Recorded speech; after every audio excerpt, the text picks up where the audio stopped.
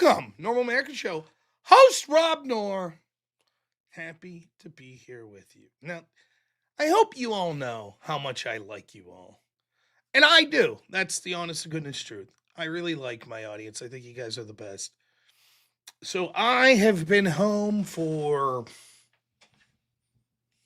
3 minutes well, that's not true. I've probably been home for close to 10 minutes. But the first thing I did when I got in the house was let my dog out to go to the bathroom. So that was about 5 minutes. So yeah, for me, my flight, I had a layover in DC. So if you didn't know, I was in Columbia. Oh my gosh, you guys are so generous already.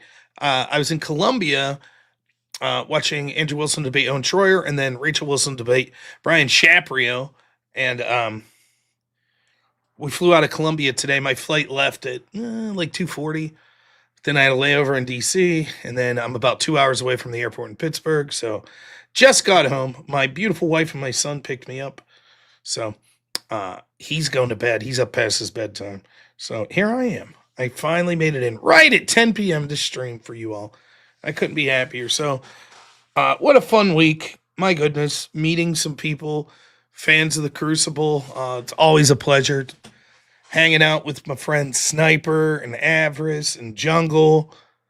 Everyone else that was down there. What a week, man.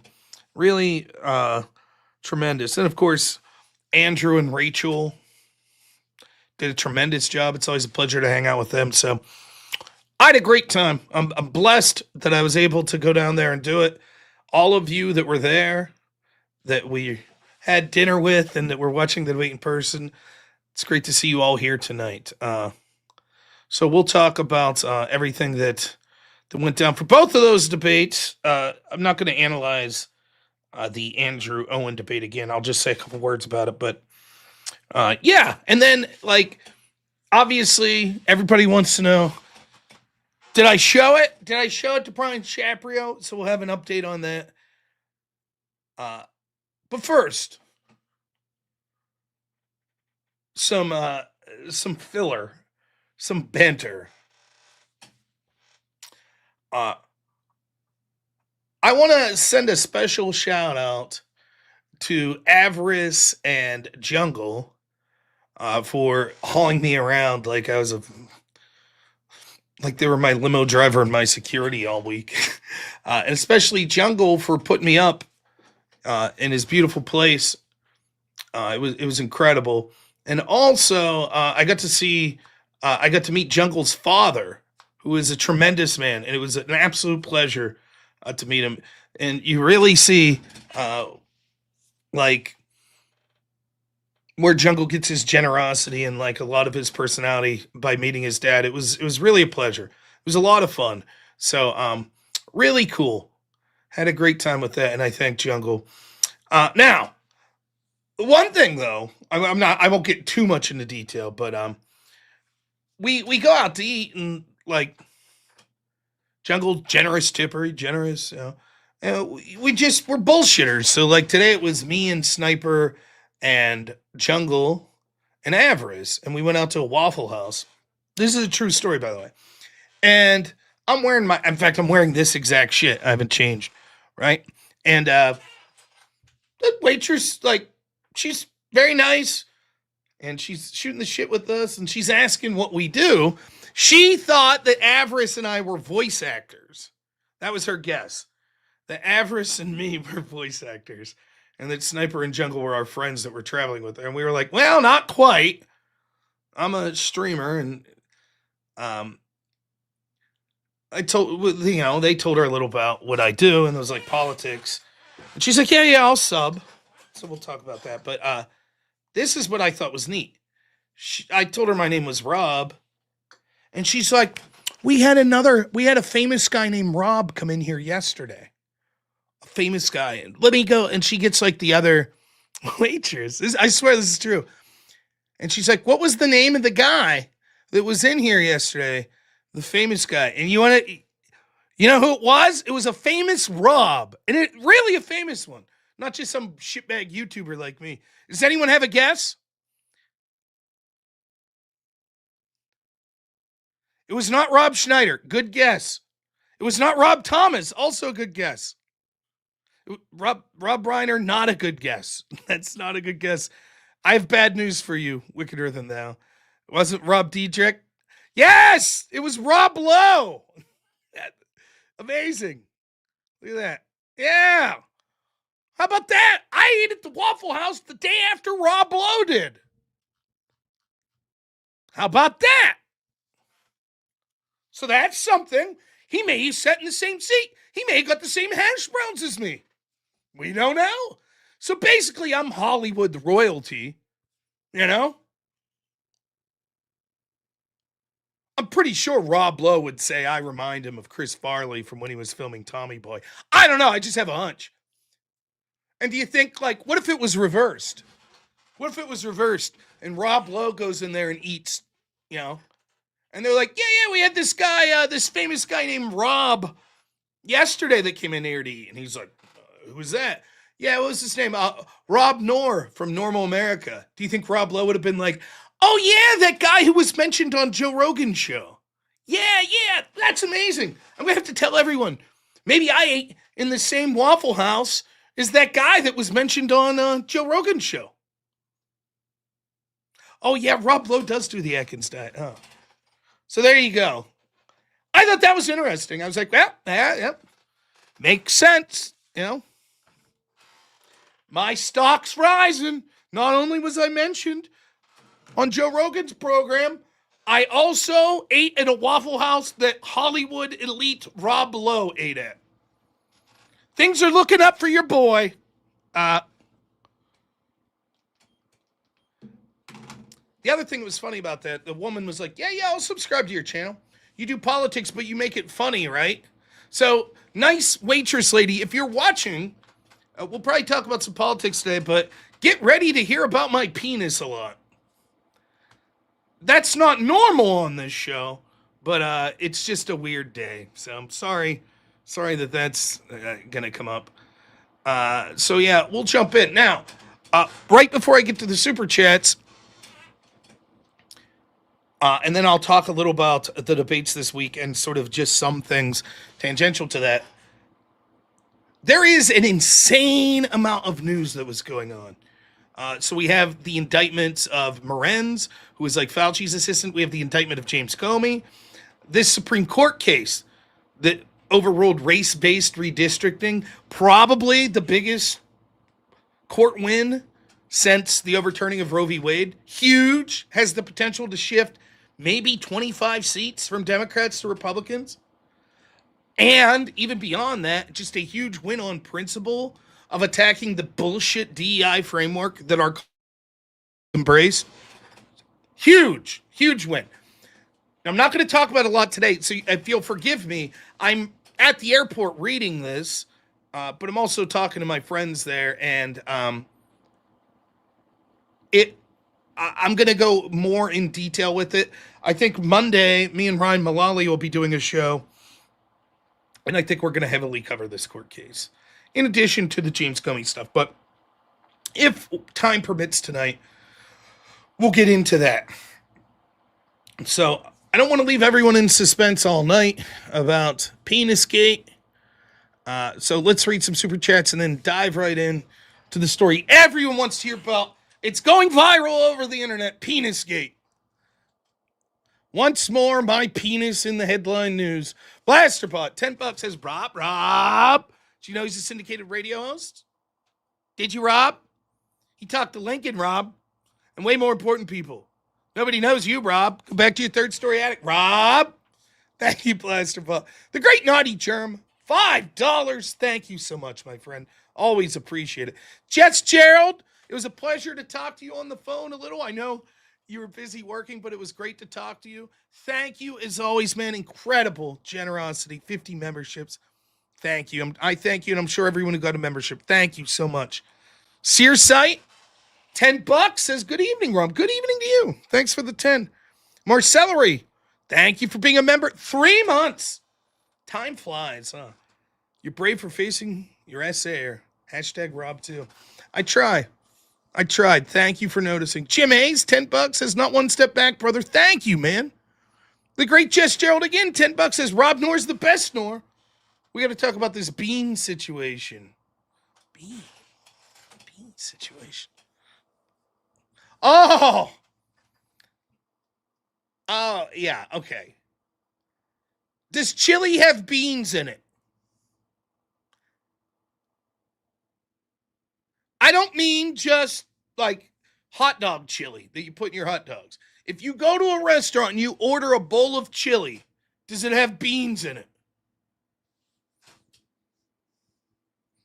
That's the now where I'm from, chili has beans in it. Let's put the poll up. Apparently it's like a West Coast thing.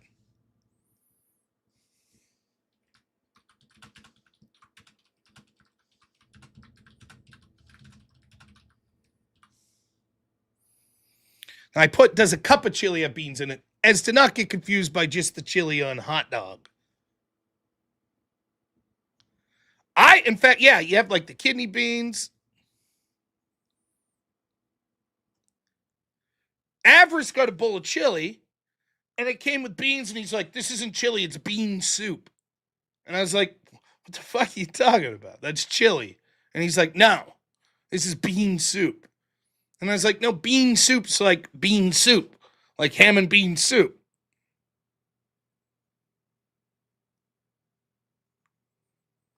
So I'm firmly in camp. Chili has beans in it. I suppose you could make chili without beans, but it would be abnormal to me. That's the shit you put on hot dog that you call chili. That's right. Wendy's chili has beans in it. I guess it's just wet beef with chili powder and sauce on it. So we'll leave the poll up for a little bit. Yeah, I forgot all about Beangate. Everything's a gate. If say what you will, the legacy of Nixon is that everything's a gate now. Everything.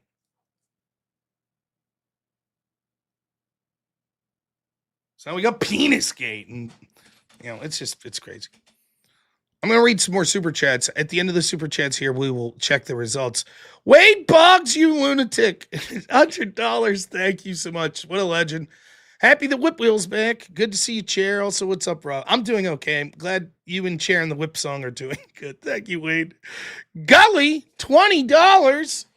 Thank you so much, man. Always appreciate you, Gully. Travis Rice, $10 says, Rob, was very brave of you to confront Brian yesterday. I know. Thank you. I know it must have been tough coming face-to-face with him after Penisgate. Very difficult. Face-to-face. Face to half-lipped face. What's going on? I don't know why you look like this. I'm not trying to be a dick, but I wonder if he had a cold or something. It almost looked like you get when you get Novocaine or something in your mouth. Maybe he had a tooth pulled or something. I don't know. Jets Gerald, another 10, says, fuck Rob Lowe. Rob Noer's the best Rob. Wow, I'm the best Noer and the best Rob. Hell yeah. Tiffany gives $20. It's great to see you tonight, sir. Please say a prayer for my Red Sox. They fired the whole coaching staff, and I'm desperate at this point. Oh, now listen. I cannot do that, and here's why. I am a Pirates fan. I don't want to hear any fucking baseball team lamenting on their misfortunes. My Buccos had 20 years of losing. And then we had 1 year of playoffs and then right back to losing. So, but I hope you take solace and understand that it's all right. The Red Sox are a good owned team, so they'll bounce back. Jess Gerald, oh my goodness, $100. Thank you, man. Says, hey, Wade, want to finish the dono bar? Oh, thank you. What a legend. Jess Gerald, thank you. Smokey Bear Bad, member for months, says, good to be home. Best to be home. I love my home. I have the greatest wife. I have the greatest son. I got a messy little quaint house that I love. I love where I live. I love the woods. I love being out of the city. Columbia's a beautiful city. It was fine. I enjoyed my time there. Don't get me wrong. Wilmington was fine too. But there's nothing like being out of the city, man. Nothing like it. So, yes, I'm ecstatic to be home. I'm ecstatic to sleep tonight. I'm not operating on a lot of sleep. So I'm literally just running on Avarice's fumes. Just being around that guy is like fucking injecting caffeine I don't know how he does it. The average did you eat yet today? Rob, I can't eat. Pop. Woo! It's like, all right. Like, 2 Wills. 13 months. Says, great work, Rob. Not one step back. Thank you. Really appreciate it. Marcellery, $5. Thank you. Says, the psychos in Kentucky and West Virginia don't put chili powder in their hot dog chili and call it sauce instead. What? It's gross and unflavorable. Bull chili has bean. Yeah, bull chili has bean. Thank you. I've never heard of that, though. Kentucky and West Virginia. Huh. Blaster Pop, $5 says, the waitress saw Rob's face. Thought that kind of reminds me of Dano Crias, Miraficus, of course. And so he probably can't rely on his looks for a career. Aw. Really? That bad for Dino Fear? I'd rely on my looks if I wanted. Thank you, Blessed. But Spooky Bear Bad, $5 says, guys that prefer their chili without beans can't find the bean. Oh! Ha ha! Ballyhoo, $5 says, Brian doesn't like robnoerr, but he would like to make his knob roar. Oh, man. Look at these puns. Unreal. Thank you. Wade Boggs, $50 says, Tono Bar finished. Go.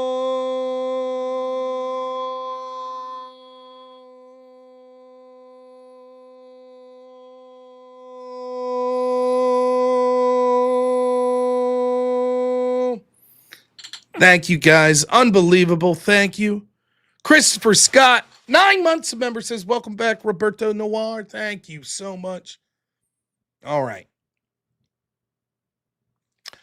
Well, I could play the Penis Skate song, but I won't. Let's just, hey, guys, we're talking about Brian Shapiro again. He harasses women in messages, has a weird infatuation with men's organs. He's a syndicated radio host, and it's all about respect. He's Brian Shapiro.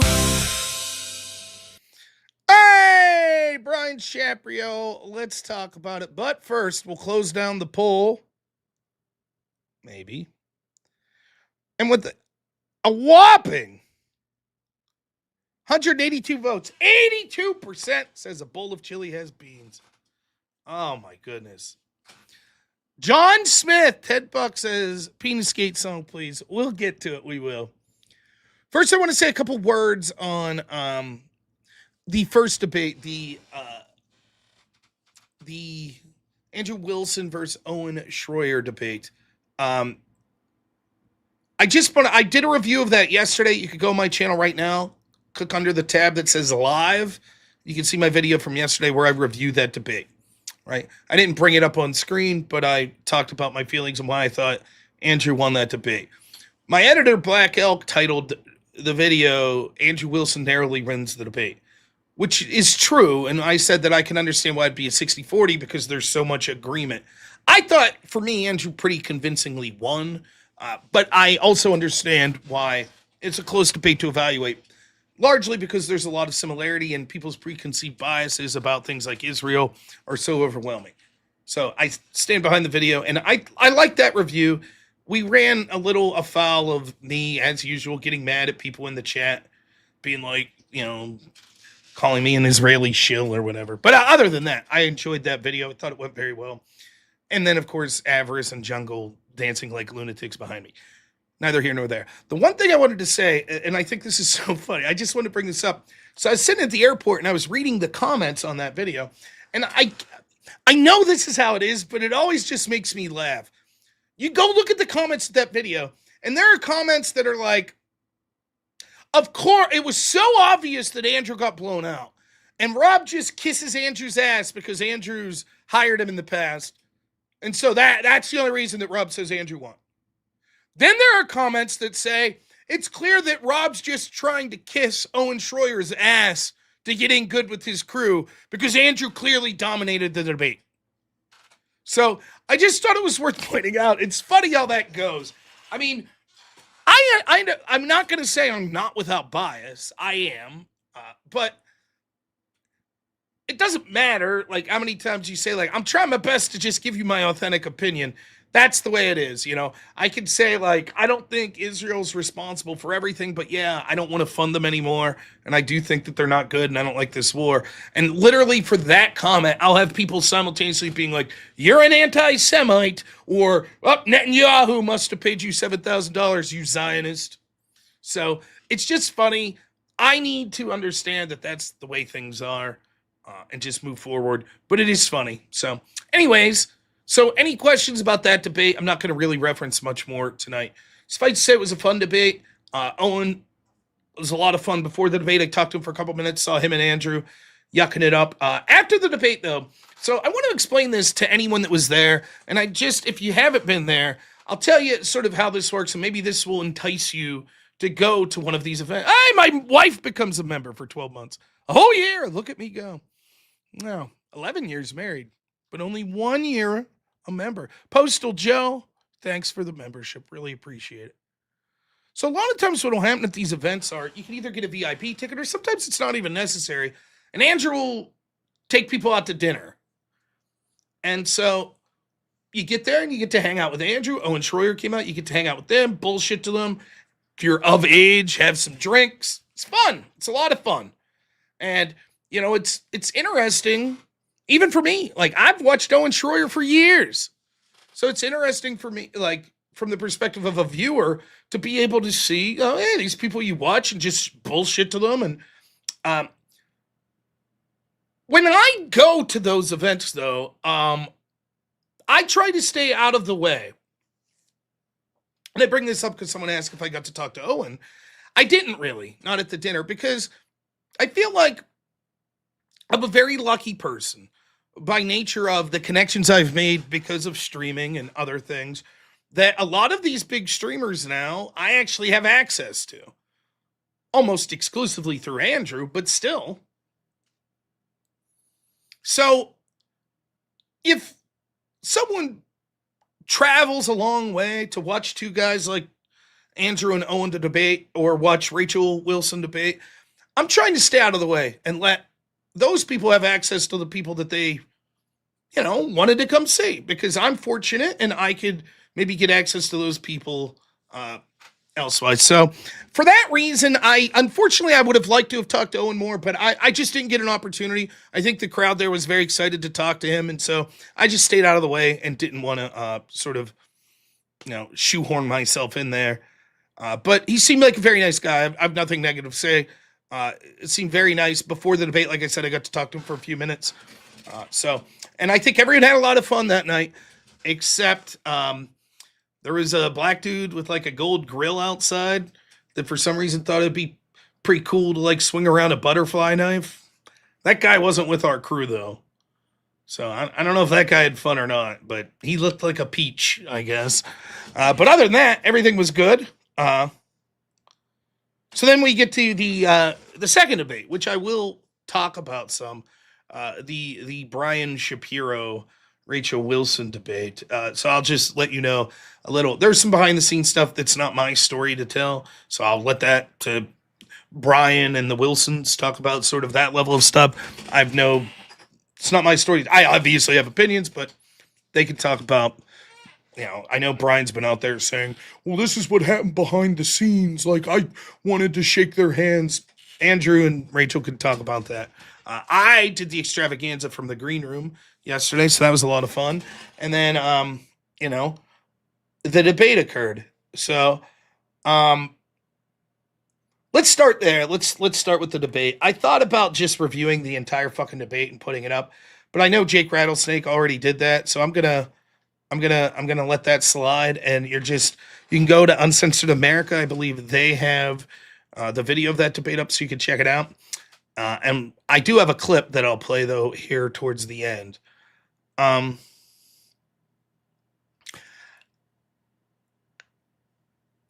biased, and I'm not the biggest Brian Shapiro fan. And if you don't know the lore, I promise at the end of this I'll talk about it. But I want to be serious about the debate before I get to the jokier stuff. So I just want to outline up front. I'm not a fan of Brian. I don't particularly think he's a good person, but I can put that aside. That's no problem. And I am obviously friends with Andrew and Rachel. And not only that, I tend to agree more with their side of the argument on this feminism debate and why it's not good. Feminism isn't good. So I just want to get my biases out there. Having said that, I truly, and I'm not being hyperbolic when I say this, it was one of, for someone who is a actual personality, so not someone who's just calling in or someone who doesn't really have a stream, but they debate once or twice on a panel or something like that, but someone who actually is in this field, like Brian's a radio host and he does a lot of debates. For someone like that, it may have been a top 5 worst debate performance I've ever seen. It was so bad, objectively bad. Even if you're the biggest feminist in the world, I think you'd be furious to see how poorly Brian Shapiro did. It is that bad, and you should watch it. It is a masterclass of not just fallacies, unsuccessful appeals to emotion, but it's even beyond that. It's a masterclass in like how to speak at great length without making an argument, and how to just make people incredibly uncomfortable. It was one of the cringiest things I've ever seen. There were times, like, I kept it together the first half because I was sitting in the front row, and I'm honestly, obviously I'm picking favorites there. I want Rachel to do well, and I want Brian to fall on his face. Luckily for me, that's what happened. But I am, as someone who does like debate, I'm actually trying to listen, and I wasn't smirking, making faces, any shit like that. I'm listening. Halfway through, I just found myself, like, this was an expression that would have been common, like, like, just cringe.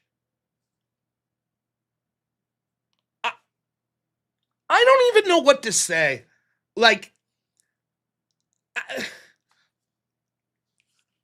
and I'm not even getting into, like, the shit that you're like, that's over the line. I just mean, take that shit out of it. Anyone who watched that debate, the prompt was, feminism is good for women and children. Can you give me an argument that he made?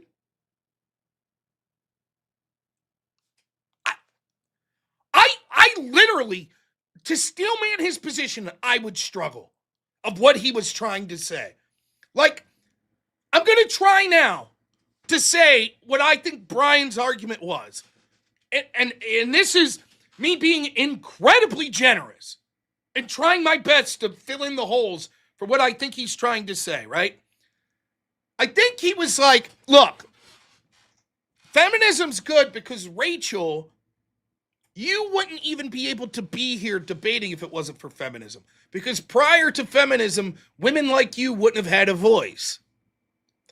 And you don't want women to vote, and they should, and so that's why feminism's good, because obviously women should be allowed to vote. And women should be allowed to get divorces, and you've been divorced, Rachel, and you would have never been able to get a divorce if it wasn't for feminism.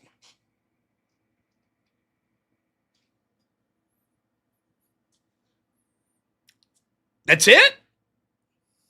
Oh, and also, women in politics is good because female leaders did better during COVID.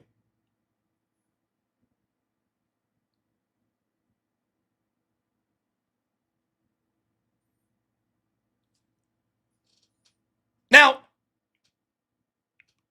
I think that my guess is Brian probably had at least 35 minutes of talking time. And that's what I just said there in under a minute or around a minute. That's better than what Brian said in that time. Like, way better. And I couldn't believe it. The majority of the time that he's talking, I'm like, I don't even know how this remotely connects to the fucking topic. Rachel's argument, her opening statement, all you have to do is watch it. She gives a laundry list of reasons that feminism is bad, particularly for women and children. It's caused increased levels of violence because instead of getting married, people get cohabitated. It's caused a decline in birth rates, which is causing a bunch of trouble. It leads to single mother households, which are the biggest uses of welfare. It's led to wages being driven down in our economy where we need two incomes now. And so women are forced to get into the workforce. They feel pressured to get into the workforce. It's led to broken homes, which are the number one signifier for kids having all sorts of bad outcomes.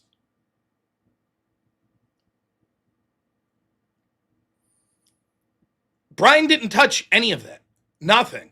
The only one that he attempted, I guess, was the point about birth rates, which he did a terrible job. He just fundamentally misunderstands what's going on. Now, again, go watch it. Like I said, I debated whether or not I would just go point by point through this debate. I'm not joking when I tell you this.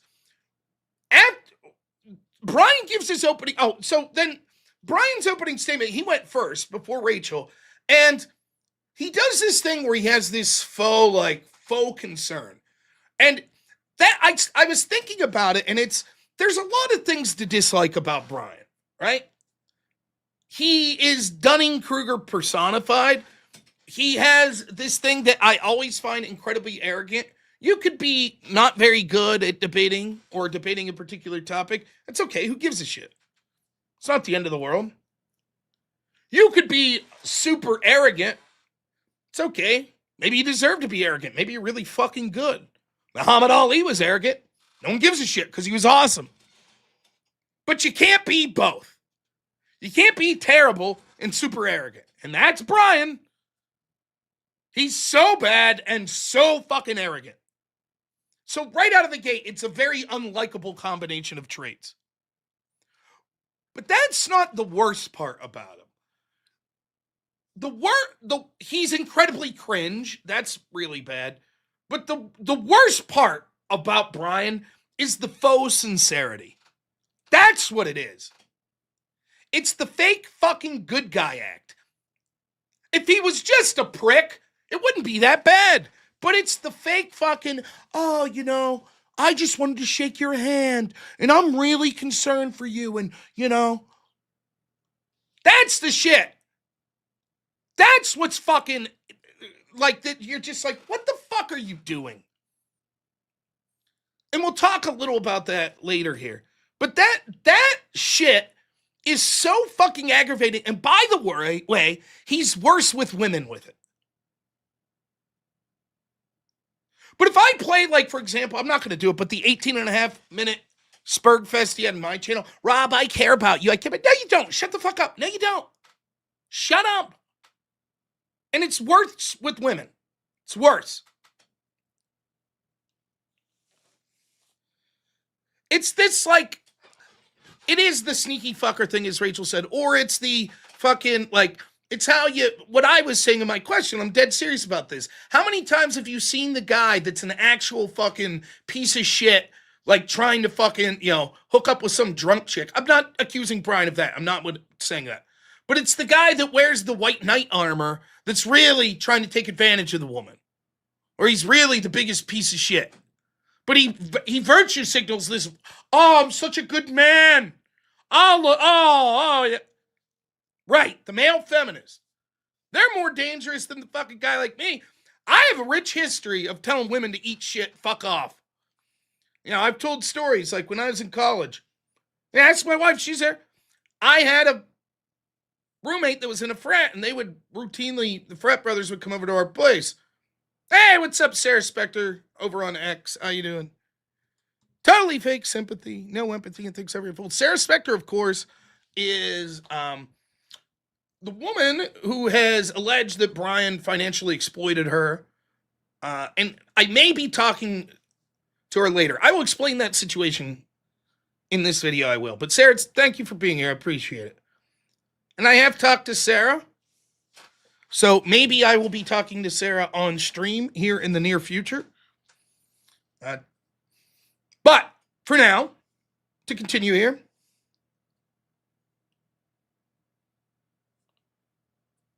It's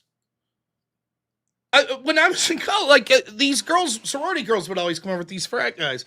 And a lot of times these girls would take liberties because I think probably a lot of sororities doing mixers with fraternities, everybody knows what's going on. Guys are going to be trying to hook up with chicks. So they're going to be buying them drinks. And so these girls would come to my place and they'd just do shit like they'd open the fridge and just take my beer or the food that was in my fridge. And I'd be like, what the fuck are you doing? I'm not trying to hook up with you. Oh, well, one time this fucking girl, I was so furious about this. We had an Xbox 360. We had a music mix on it. And she played the fucking song Paper Planes like 30 times in a row. It wasn't 30, but like 8 times in a row. And so I just went up and I switched it back to the mix. And she's like, what are you doing? You can't do that. What are you doing? And I was like, yeah, it's my house. I pay the bills. Yes, I can do that. And she's like, well, we're here for the guys. I was like, you're here for my enjoyment? She's like, yeah. I was like, okay, get the fuck out. There, that's my enjoyment. Hit the fucking road. Now you might say, that's terrible. Who would yell at a woman like that? Right? Who would do that? Well, I'll tell you this much. I was less of a danger to that girl than the guy'd be like, it's okay, sweetie. He's a meanie. Come back to my room. That's if you're out there and you're listening, if you're a lady and you, first off, stop drinking, settle down, go to church and find a good man and get married and then have kids. But if you are like that, trust me, it's that guy that's like sucking up to you and, oh yeah, I agree. Women are strong and powerful. That's the guy that you probably have to worry about. For real. The guy that's like, hey, get the fuck out of here. Yes, it was not my wife, but. And that's what's so infuriating about the guy. It's repulsive. And most good people could see. That's what's going on with Brian. It's a fake veneer of like, oh, he's this very caring man, and he just happens to be debating these vulgar MAGA people. And so sometimes he gets a little heated, but it's because of them and how vulgar they are. And it couldn't be further from the truth. He's just looking for an excuse to show you who he really is. A petty, vindictive, stupid little man. That's who he is.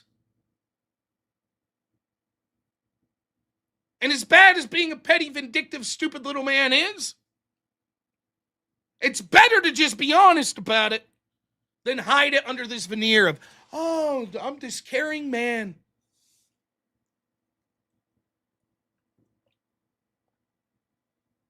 So his opening statement, he starts off with this faux bullshit.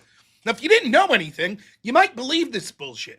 Where he's like, normally I hesitate to bring people's personal lives. I don't care. I just don't care about people's personal lives. Normally I hesitate to bring that in. But given the nature of this topic, feminism and Rachel's life, you're going to hear a word throughout this debate a lot. Not Trump. Spoiler alert, you heard the word Trump a lot too. Hypocrisy. Because, you see, Rachel has 3 baby daddies. And she had a previous marriage. And that's fine. And that's fine. That's fine. But it's important for the context of this debate. Bullshit.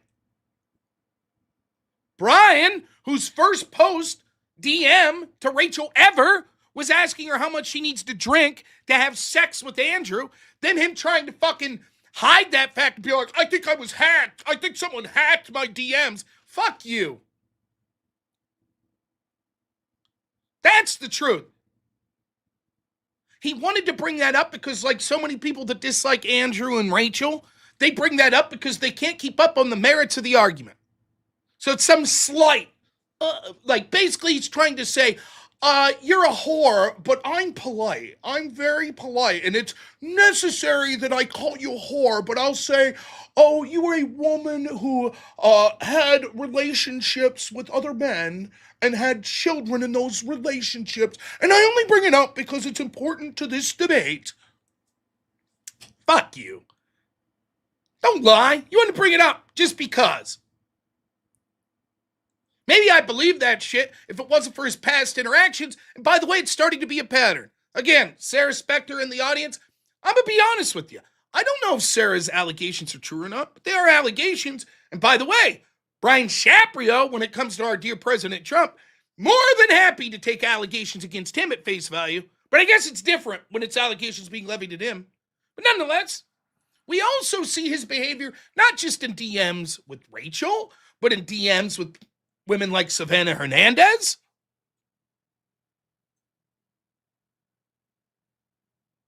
And then you could just see his general behavior, not just publicly, but how he's unhinged with DMs to other people, like myself, Andrew, Jake Rattlesnake. And I assume that behavior probably isn't limited to just those that we know about.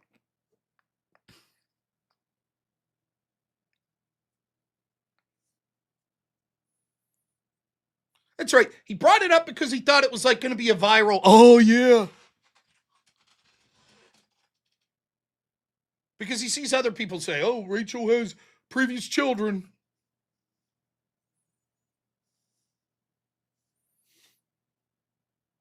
So that's his opening statement. Okay, whatever. Great, grand.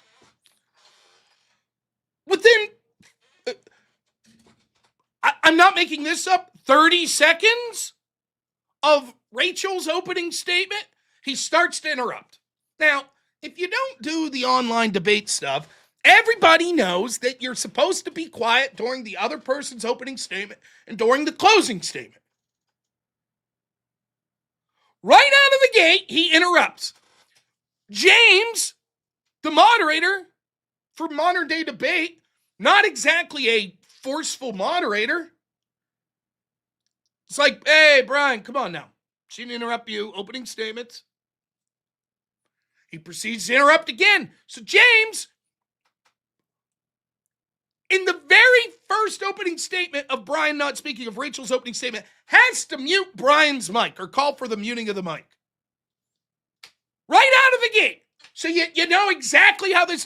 Now, this is the man that, oh, you know, unfortunately, I have to bring up your relationship. Blah, blah, you know, sounds like a cool, collected guy, right? No. And he knows. He don't give a fuck. He knows he looks like a fool. Doesn't care. That's his persona.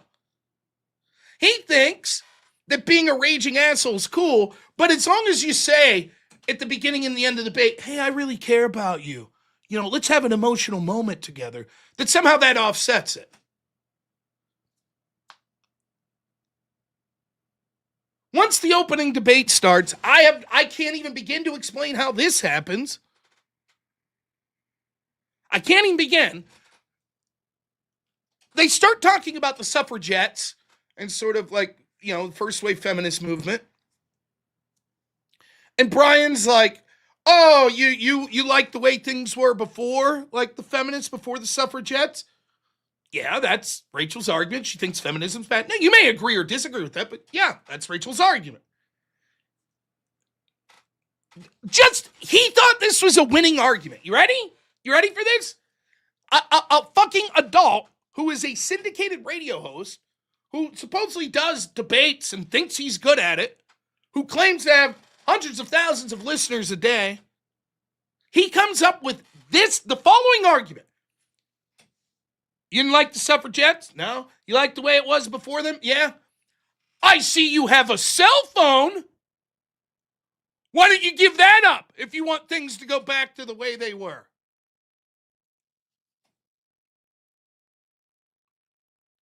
Now think about that. Think about the sheer fucking stupidity of that statement.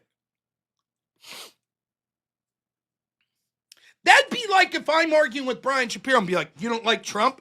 Yeah, I hate him. You want to go back to the way things were before Trump? Yep, I do. I see you came here in an automobile. Why didn't you ride a horse and buggy? Huh? Well, didn't the horse and buggy exist before Trump? So right out of the gate, you're like, what the fuck is this guy even talking about?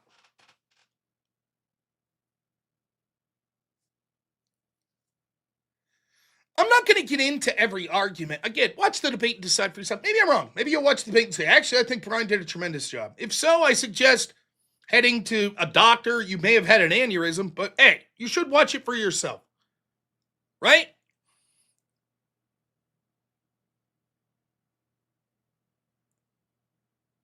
But I just want to hit some high points and some shit. He's like, at one point, he says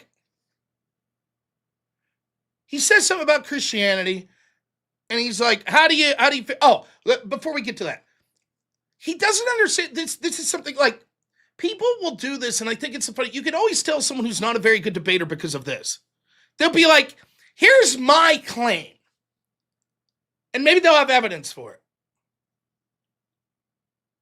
So let's take a completely different thing. Rob, how about this? January 30th, 2025. Trump's been in office 10 days. And according to this Harvard-Harris poll, 73% of Americans said eggs are too expensive. So Trump's bad. 10 days into his presidency, 73% of Americans.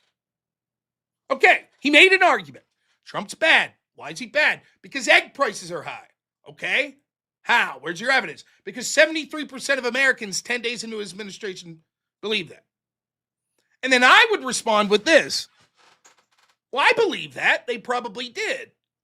However, the reason for that is because the Biden administration called a bunch of chickens because they were worried about bird flu. And it's going to take a long time before we could have more chickens be born to have more eggs. So Trump's not responsible for this particular issue 10 days into his presidency. I addressed his argument and explained why that argument doesn't work the way he thinks it does. Brian would respond as follows. I just said 73% of Americans thought egg prices were too high. Yes, you restated the position. I addressed the reasoning behind that. But I just said, didn't you hear me? I just said. Do you see what happens? You make a claim. You provide some form of evidence.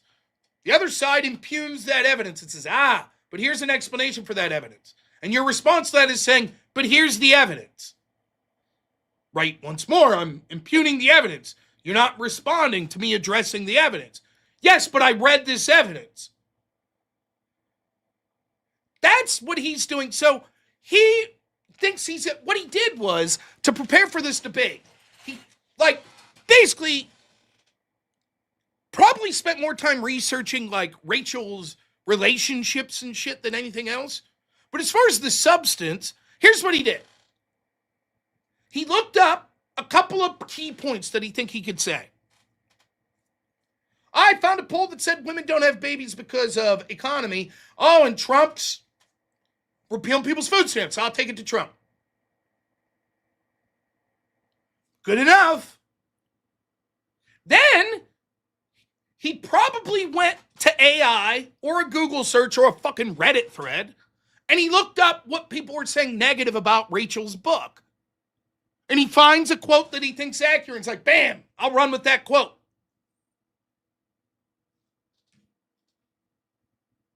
I got to check something real quick.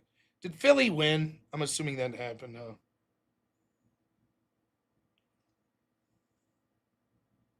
Fuckers! Flyers beat the Pens. Oh, well. So that's what he did. Now, on this birthright, or birth rates, Brian's like, according to this Yale or Harvard poll, I forget which one, they serve a survey, right? 18,000 women. Why aren't you having children? And they said because of the economy. And Rachel answers this in a litany of ways. Now, here's the short version of Rachel's well thought out, nuanced answer. She says, well, it's only a survey, right? And here's the deal. If that was true, that it was for economic reasons, how come in periods where the economy was doing better than right now, we still see the declining birth rates, even in the United States? And in fact, the standard of living is actually still very high right now. So why is it when it was a lower standard of living in the past, did we have higher birth rates? And in fact, not only that, but it turns out the group that's most likely to be having children above replacement are poorer people. It's the wealthier people that are having increased declining birth rates. So if it's because of the economy, why would that be? And in fact, it's not even that these women aren't telling the truth, but what does that mean, the economy? Because what has happened because of materialism and secularism is we've replaced the family as like this tremendous goal to celebrate and to enjoy. And instead, we've replaced it with stuff. And so instead of saying, wow, I want to raise a beautiful family and that's where I get my fulfillment, we say, I want a new car. I want a new motorcycle. I want to go on another vacation. I want another lake house. It's not that you can't afford to eat, that you're impoverished. It's that you have placed the accumulation of money and things over having children. So in that sense, they're right. It is the economy. Now, you might be thinking, I could push back against Rachel's argument there. Maybe you could. But I think it's a damn good argument. It's comprehensive. It attacks it from multiple places. It addresses how actually the economy's not that bad right now. Actually, the economy has been good at times of the past and the birth rate was still low. Actually, the economy's been worse at times of the past and the birth rate was higher. Actually, it's the people that are the poorest that are having the most children. Very comprehensive, and there's other priorities. Very comprehensive answer. Brian's response to all of this is, I just answered this. I read the survey that said, and I'm going to trust that survey over you. That's it. And that's how he argued the entire debate. That's not debating. That's reading a sentence that you Googled somewhere and being like, there, that's the answer. Yes, but let me explain why that's not the case. But I already answered that. I read the sentence. That's it.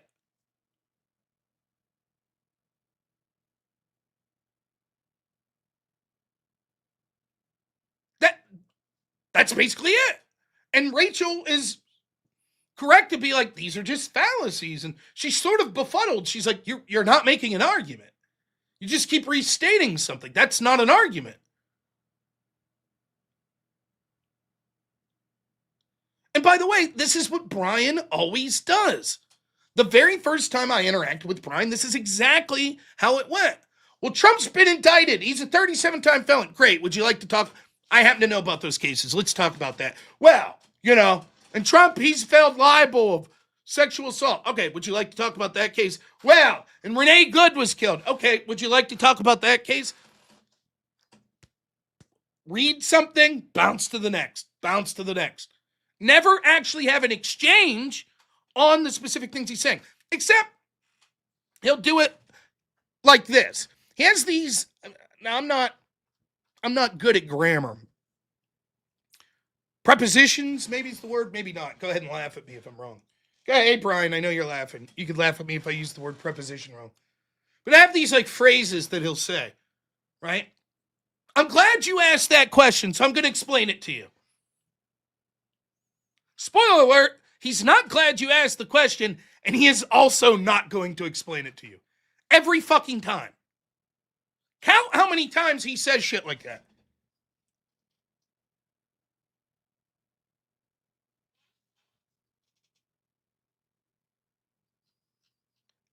Idioms. I'm an idiot for not knowing the idioms, I guess, then.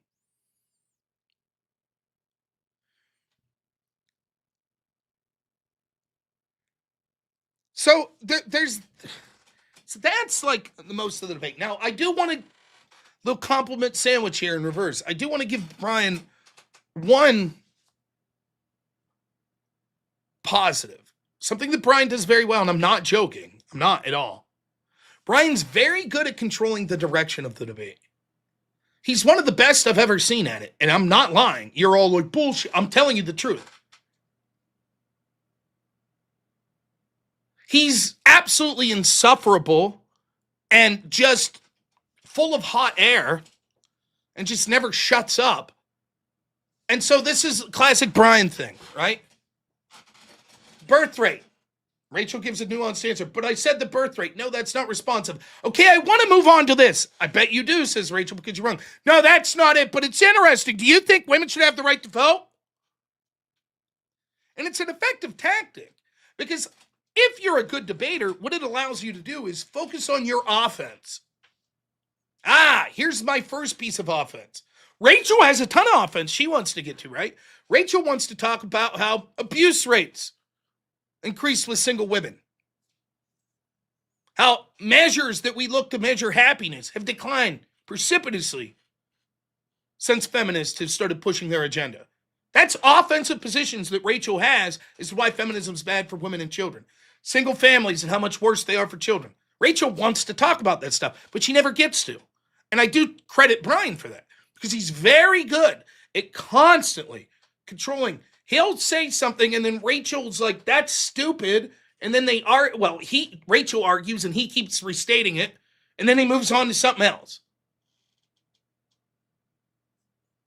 Now, and that is a strong point that I give Brian as a debater. Unfortunately for Brian, it doesn't work out in his favor because he's fucking horrible and he can't win any of the arguments. That's only something that's beneficial if you're directing the debate to areas where you're winning, and he's not. And so in a weird way, it's actually more impressive for Rachel that she can just sit there and say, okay, now what do you got? Well, let me answer that. Okay, but this. Okay, I'll answer that.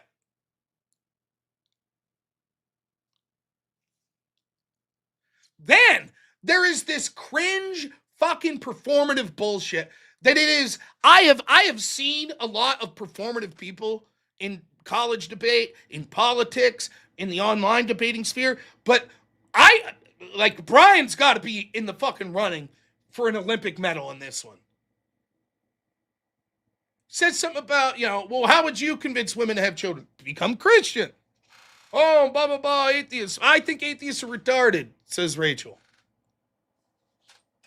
How dare you? How dare you use that word? How dare you label millions of people that aren't Christian? How dare you? Oh, I'm not going to listen to this. What? Because she says atheism's retarded? She didn't even say the people. She said, if I remember, she said that the thought, the philosophy. Now, I know this is going to blow your mind, right? But I suspect Brian's not really that offended by that sort of language. I think that he's kind of being a little performative for you. To try to, because he ain't going to win on the facts of the debate. So maybe if I could get some emotional appeal. Now, I have a reason to suspect that he's maybe full of shit about his pearl clutching here. Have you ever listened to Brian Shapiro? Does he sound like a guy that's very careful to not label large scores of people offensive words? I'm about to blow your mind. Did you know that Brian Shapiro doesn't always talk kindly about Trump supporters or Republicans? I know. That's going to blow your mind, right? Can you believe it? That he said some bad things about those sorts of people? No. Yeah, but it's true. This is the kind of guy that'll fucking DM your wife and ask her how much she has to drink to fuck you, and then get upset when she says the word retard. That's offensive. Oh my goodness. And again, it's a fucking pattern. One of the first bullshit arguments he was making against Andrew. I'm offended at how you talk to women. Says the guy up in women's DMs, talking shit all the time. It's a pattern. Same old bullshit. Faux friendliness at the beginning. All of these stupid catchphrases. I'm glad you asked that question. I'm going to explain it. the most surface level understanding of position, just state something. Controlling the debate by bouncing to a different topic when you're getting blown out. And then faux incredulity. Oh my gosh. That's it. It's every fucking debate with him.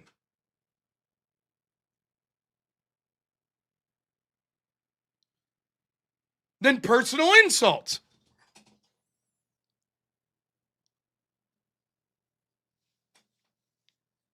No one was impressed. No one there was like, then he did it again. In the middle of this debate about feminism, he's like, what do you think about COVID? Blah, blah, blah. And Rachel's like, you're going to laugh? I almost died of COVID and you're laughing at COVID? You think COVID's funny?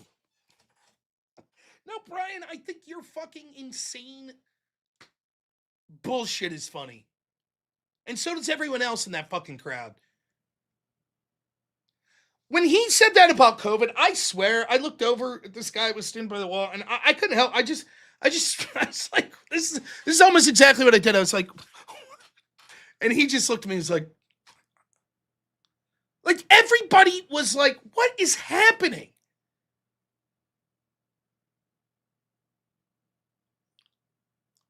It's just, he takes it to 11, just skyrockets the emotion over nothing.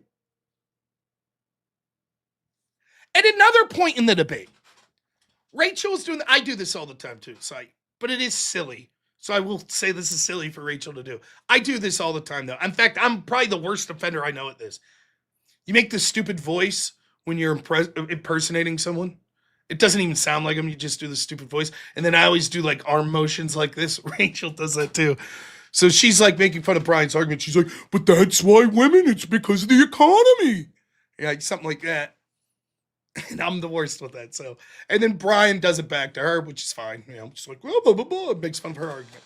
And then he says to her, that's not a good impression. Fine. And she says, well, I don't have a stupid hat like that. His response to that is, oh, you're going to insult my appearance? Okay. Is that what you want to do? What? She made fun of your hat, you fucking idiot. And you're going to act like, oh, like, he acts like he's a fucking burn victim and they're making fun of his scars. You insulted my hat? You're going to insult my appearance? Okay. You want me to insult your appearance? Like, get the fuck out of here. What are you doing? You're fake fucking pearl clutching. It's so cringe. It is so bad.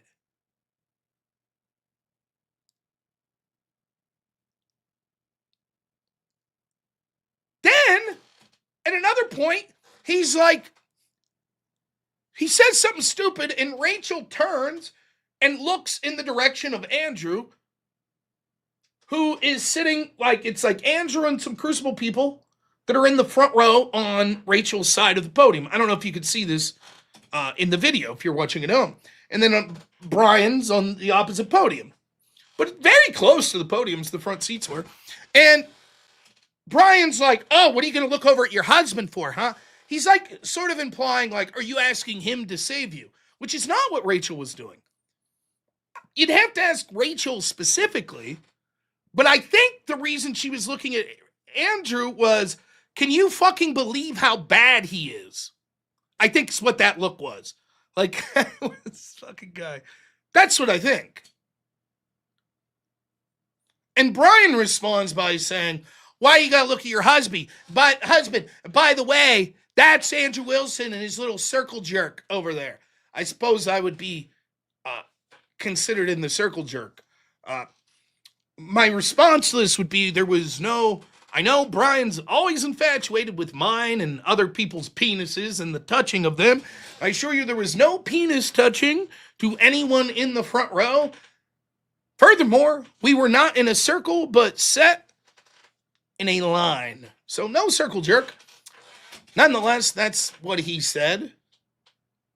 And Rachel responds, I thought, with a humorous quip, was like, oh, yeah, I was looking at my husband because he's good looking after looking over here the whole time.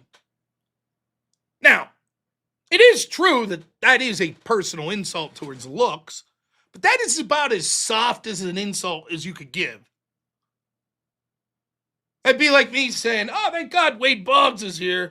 I was staring at Avers' stupid face the whole day. It's nice to see an actual Chad, right? Can you imagine Avers being like, how dare you insult my looks? How dare you? Like, it's like, dude, that's his benign. And of course, oh, you want to insult my looks? Is that really? We want to talk about looks?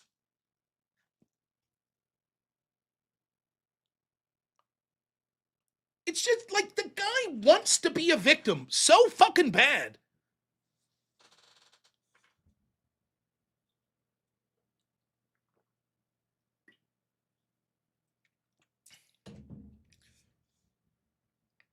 Then came audience questions. Now, another compliment I'll give Brian Shapiro, for real, is Brian's very good at sometimes dealing with people that aren't experienced. So, for example, he's sort of making this argument, and it's not flushed out at all by him, but he sort of makes this argument in the open back and forth that it's the economy why people aren't having children, and that's Republicans' fault, and that's Trump's fault. And so one of the questions the guy asked is like, listen, if we blame the economy, like, I think he said he was a business owner or something. He's like, I feel like Democrats' policies are worse for people like me because there's all this red tape and they slow down like economic growth through all of their regulations. And Brian's like, show me which one. Show me one. And the guy goes, well, for example, like you have to get a bunch of permits and stuff like that. Show me the regulation. Show me. And the guy's like, well, just can you show me one? I can't talk about it if you don't show me a specific one. I can't talk about it. And the guy's just like, oh. And he walks back. And Brian's like, victory, baby. I did it. Nailed it.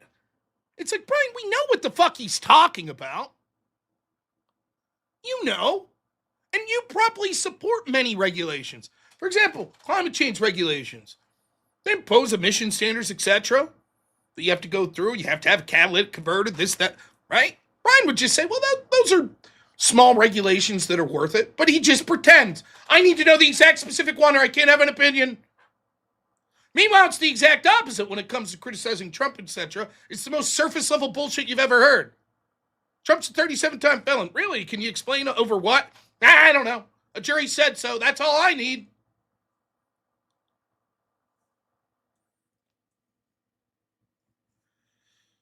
Someone asked, well, never mind. So there were some other good questions. There were.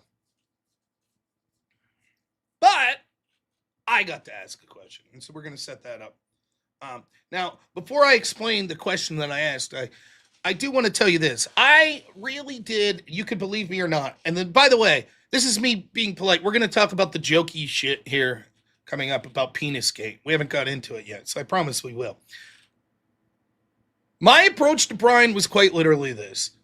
I know that Brian's going to get blown out in this debate, more than likely. Anything could happen, I guess, but overwhelmingly, I would have mortgaged my house again and put all the money on Rachel winning that debate decisively, which is exactly what happened. Very confident. More confident than pretty much any other debate I've watched that Rachel was going to dominate that, which she did. And I felt that what Brian wanted was a viral moment. He wanted, did you hear that Andrew Wilson and Brian got in a shoving match? Or, we're screaming at each other in the hallway? So I wasn't going to be part of that. I wasn't going to talk about, insult him, and wasn't my interest. I was just going to do like I do most of the time, just be another member of the audience that asks a question based on what I heard in the debate. That was my intention, and is what I did. However, there was one line that Brian said that decided to change the direction of my question. Now, despite what I told you about what I thought about his opening statement saying, well, I have to talk about your personal life and your children and your, having these children to other men and blah, blah. I have to talk about it because of the topic. I was willing to let it slide as far as the question I was going to ask. But at one point, the following conversation happens between Brian and Rachel in the open dialogue. He says, what would you say to a woman in her 30s or 40s that's unmarried and wants to find the right guy? Something like that. Because she couldn't find the right guy. And she's like, go to church. That's the first thing she says.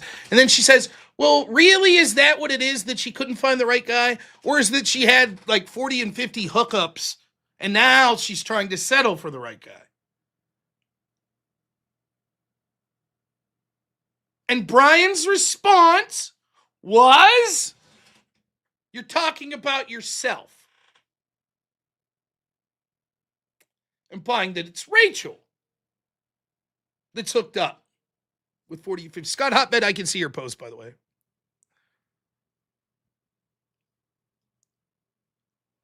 Now that, I was like, okay. So that's what led me to ask the question that I end up asking. And so I will play it because thank you to Uncensored America for allowing us to clip it. And thank you to my wonderful, wonderful, wonderful editor, Black Elk, for getting this clip up very fast. By the way, this first clip is a amazing young man who went to both debates with his father. Very cool guy. And he wanted to ask Brian a question. I'll just leave it speak for itself. All right, Brian, what's it like debating a woman where you can't just default to asking to see her penis? Is that a serious question?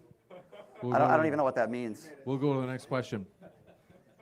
Very intelligent question. I would ask for a little bit more, but I would assume that probably nobody's asked to see his penis in a very long time. His response to that was, I'm 16. A little funny. Of course, he pretends to not know. That's fine. Here is this handsome gentleman is about to ask a question. So I'll leave this play out and then I'll explain.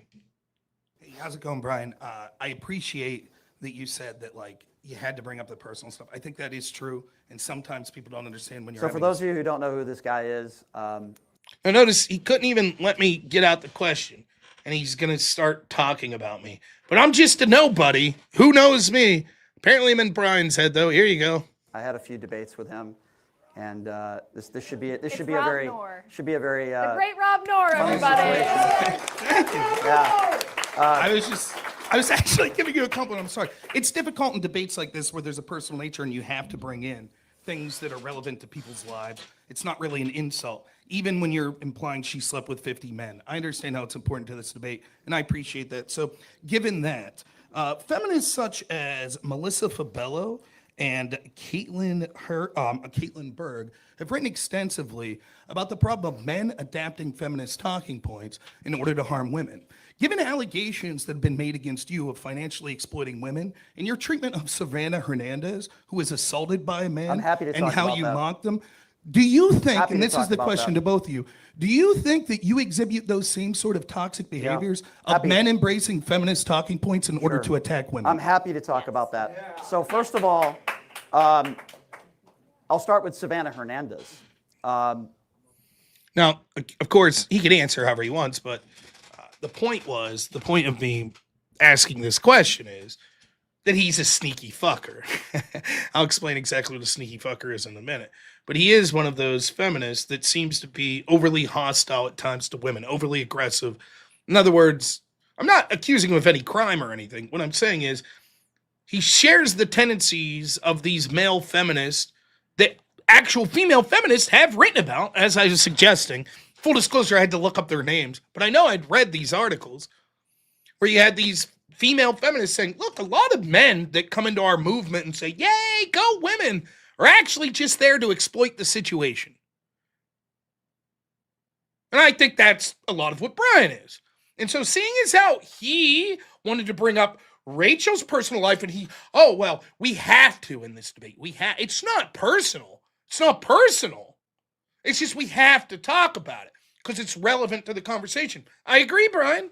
So let's talk about your personal life.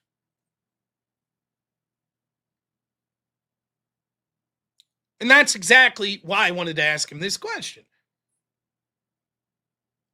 If he's going to say it's important to talk about Rachel's personal life, yuck, yuck, I get to talk about some things that people criticize her for online. Why can't we do the same? Turnabout's fair play. Now, how will he answer? Actually, no, I actually do advocate for women.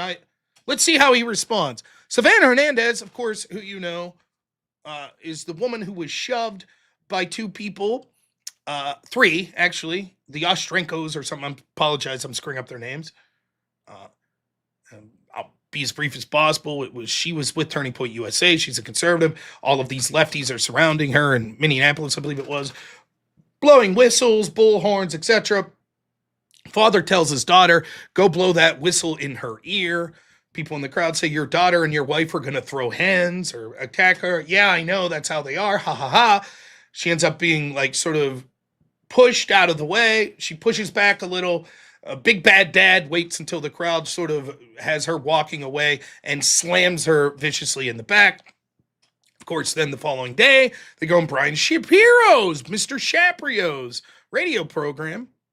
And we covered it extensively on the show, he basically lets them bumble about and then gives their lawyer's statement claiming that the father feared for his daughter's safety. That's why he had to shove an aggressing lady in the back violently.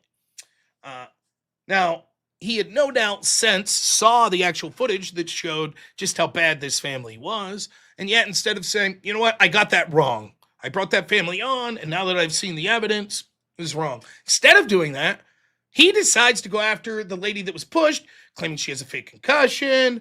He's going after all sorts of ladies that are involved in this story. I think Sarah Fields, he went after her as well. I could be wrong. Maybe it was over something else. But basically, he's like threatening lawsuits, helping with lawsuits, being an all-around dickhead in the DMs of this woman who was assaulted. Talking shit on her. She's not a real journalist. She's this, that, and the other.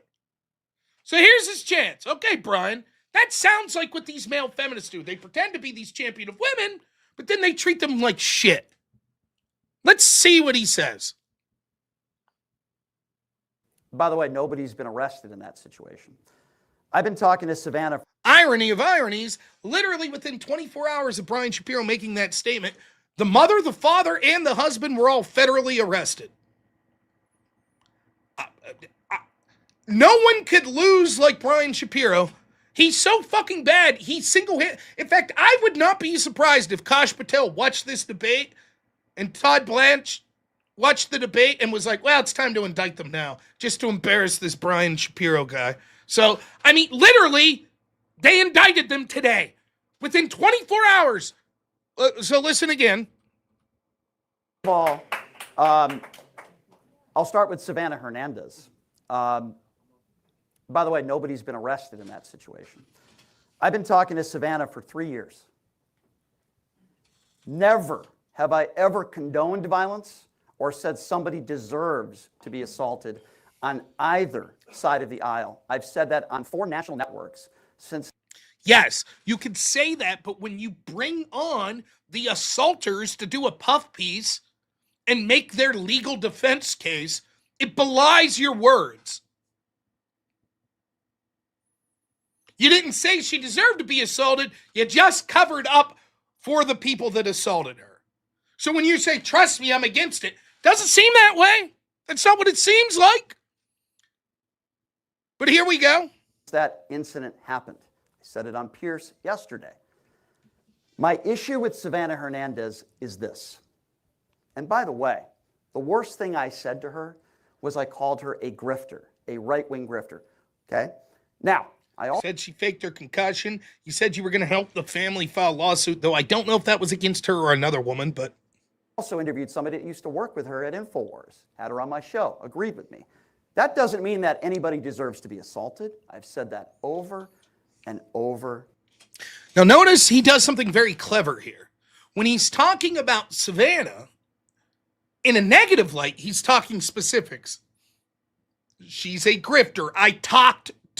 This is what I said to her. I talked to people around her. When he's talking about rejecting violence, he's talking about it in the abstract. And by the way, this doesn't mean anyone deserves violence. I'm against violence. In the abstract, he's against it. In the specific, again, the family, and the man who pushed her, which I know he regrets doing that. Why's he regret if he was defending his daughter? If I punch someone in the face because they're harming my son, I'm not going to regret it at all. I'll say I was fucking proud of it. Even if I get arrested, I'd say, fuck that. So what's this regret about? Now, notice immediately what he does. Yeah, I didn't want anyone to get hurt. Doesn't say, so I regret doing the puff piece for them, and actually I've seen the evidence that she was assaulted, and that is terrible. Instead he goes, I didn't really say anything that bad, and I don't want to see anyone get assaulted, but that guy, he regrets it. And they're the victims. People are saying bad shit about them. Does that sound like a guy who's upset about the assault? Or does it sound like a guy who's more interested in covering up the assault and the people who did the assaulting? They've had death threats. There have been people that have threatened to rape the wife and the daughter. I've had plenty of private conversations with them and their attorneys. With that being said, I've also said, if somebody gets arrested, charged, and convicted, let the chips fall where they may. What I don't like... I also love this argument, right? And you hear this, these lefties do this all the time. And what it is this appeal to authority. What happens is they know that the majority of these places and these institutions are on their side, right? So they're like, oh, whatever the institution says is right. That's what's right. But then as soon as one of those institutions go against what they want, in general, I don't know, we'll have to see what Brian says, but in general, what you see the people that say this sort of stuff on the left, they'll flip out. So like the Supreme Court decision today, ending race-based districting, they'll be like, this is bad, this is illegitimate, this is terrible. It's weird. When it's a decision they don't like, all of a sudden they could talk about the specifics and why they disagree with it. Otherwise, they just say, whatever the courts say, I'm fine with. I'm fine with it. That's what he does, like, well, Trump's a 37-time felon. What, you want to talk about the details of that case? No. Nope, I trust the jury. I trust them. That must be the truth. Brian, why can't you give your opinion on this matter without a jury having to weigh in or without an arrest having to happen? So if there is no arrest, then you'd say, I can't decide whether or not, from the litany of videos we have, this woman was assaulted. I just can't decide. Do you think he would keep that strict up? Presumably he believes that there were racist cops in the past.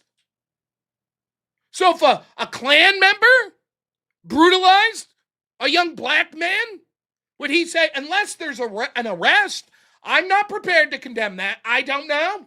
How would I know? Let the chips fall where they may. I'm not looking into the situation. Now, I know he wouldn't say that. You want to know how I know? Because this motherfucker still goes on. What about the shooting of Renee Good? That's terrible. That's murder.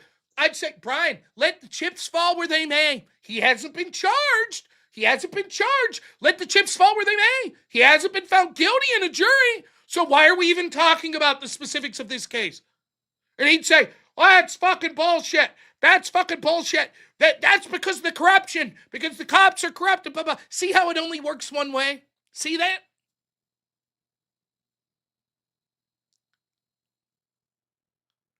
So he could sit there and I talk to the lawyers and he could interview these guys. Oh, I feel so bad for this family. And Savannah Hernandez is a grifter. And you were just doing this to protect your daughter, right? Yeah, that's what you're saying. Sure, yeah, that sounds good. That's basically what the dad said. It was laughable. And even now, he's like, after he's seen the evidence, he's like, well, there's no arrest yet. Let the chips fall. Well, now there are arrests. 24 hours later. It's pathetic. Take a fucking stand. Just tell us the truth. If you're like, I don't think it was an assault, say that. Or I do think it was an assault, say that. Or say, I don't know, I didn't really follow the case. Fine. But you brought the fucking assaulters on your channel and basically did a puff piece for them. Now you fucking are invested. So tell us what you think. I don't have an opinion. I don't have an opinion. All I know is this poor family received threats. That's all I know. I feel so bad. And the woman that got pushed, she's a grifter. Now listen to him. Are people like the Cam Higbees, like the Nick Sorters and others that go to political rallies And they're looking to get that viral moment. Now, do I know if Savannah Hernandez wanted to be pushed or not? No, I don't. Now he implies that maybe she wanted to be attacked. You see, the problem is when right-wingers go into these left-wing spaces and provoke shit. Okay, now talk about the ICE protesters. How about the protesters outside the White House or outside Trump's tower? Those people that are just trying to provoke a reaction? How about when left-wingers show up to Trump rallies? Those people trying to provoke a reaction? How about when left-wingers showed up to rallies like Unite the Right or January 6th? Were those left-wingers trying to provoke a reaction?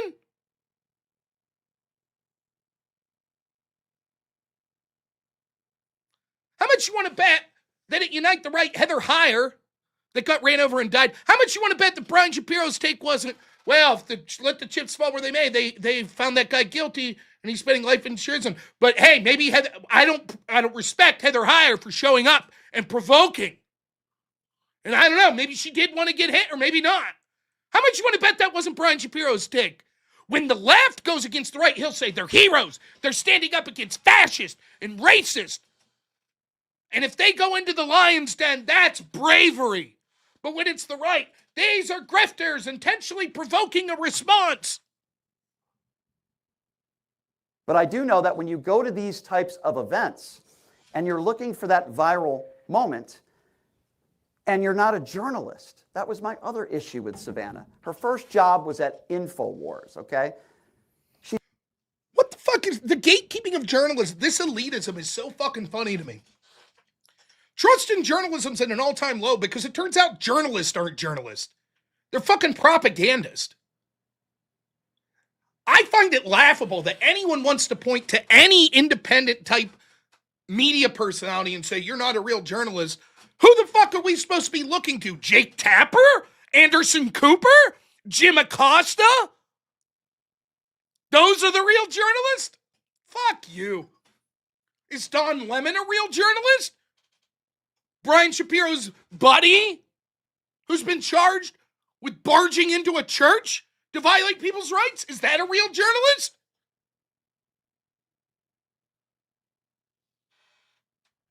I personally don't give a fuck if Brian Shapiro or anyone else for that matter thinks that Savannah Hernandez is a real journalist.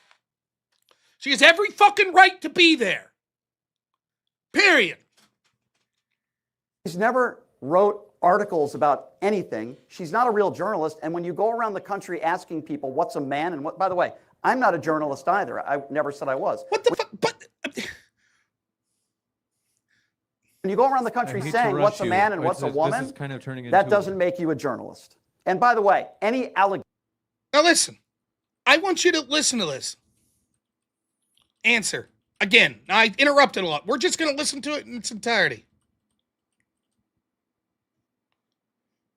Do you exhibit those toxic traits of what female feminists say are men adopting their talking points and claiming to be champions of them, and then they're really people that are taking advantage of women? Listen to his answer. That uninterrupted, just marvel at a guy who could spew utter fucking bullshit. It is impressive how he could talk so much and say so little. So here you go. Here's the answer to that question. I'm happy to talk about that. Yeah. So first of all, I'll start with Savannah Hernandez.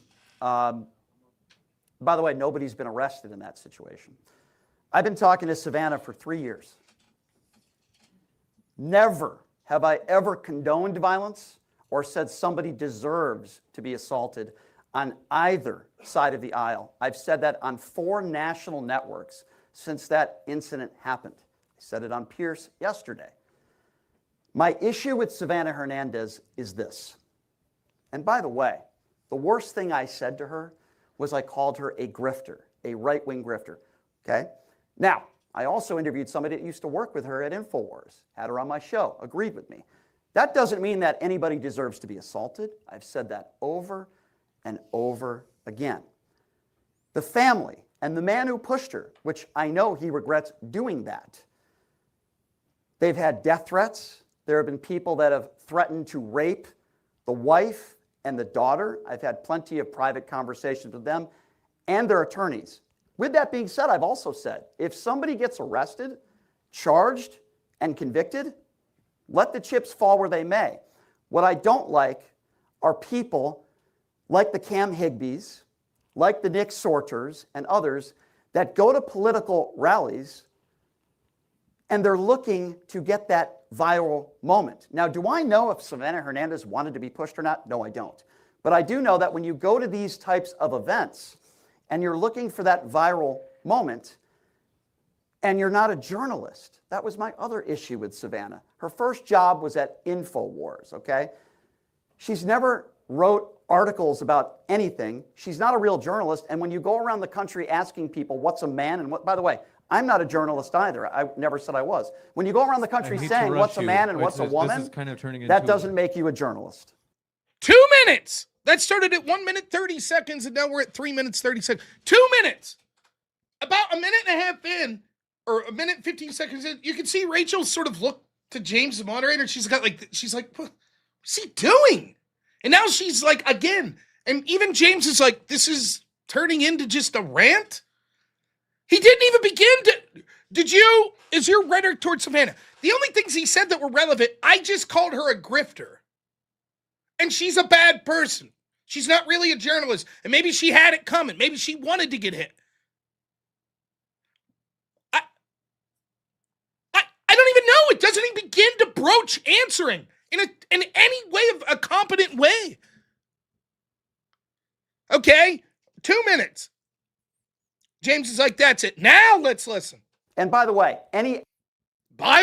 back now to the other thing. The allegation from Sarah Spector.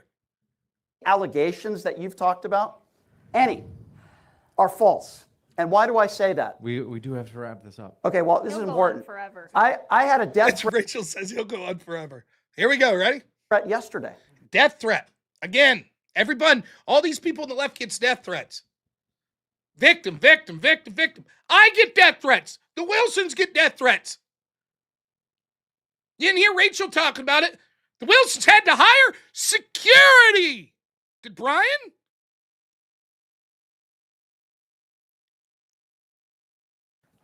Where somebody said they were going to go, they Look at James's face there. It's like, geez, look, just look. Forever. I had a death threat yesterday where somebody Look at this. It's like, what are you doing? And I that's the face on me of, yep, I knew this was what was coming.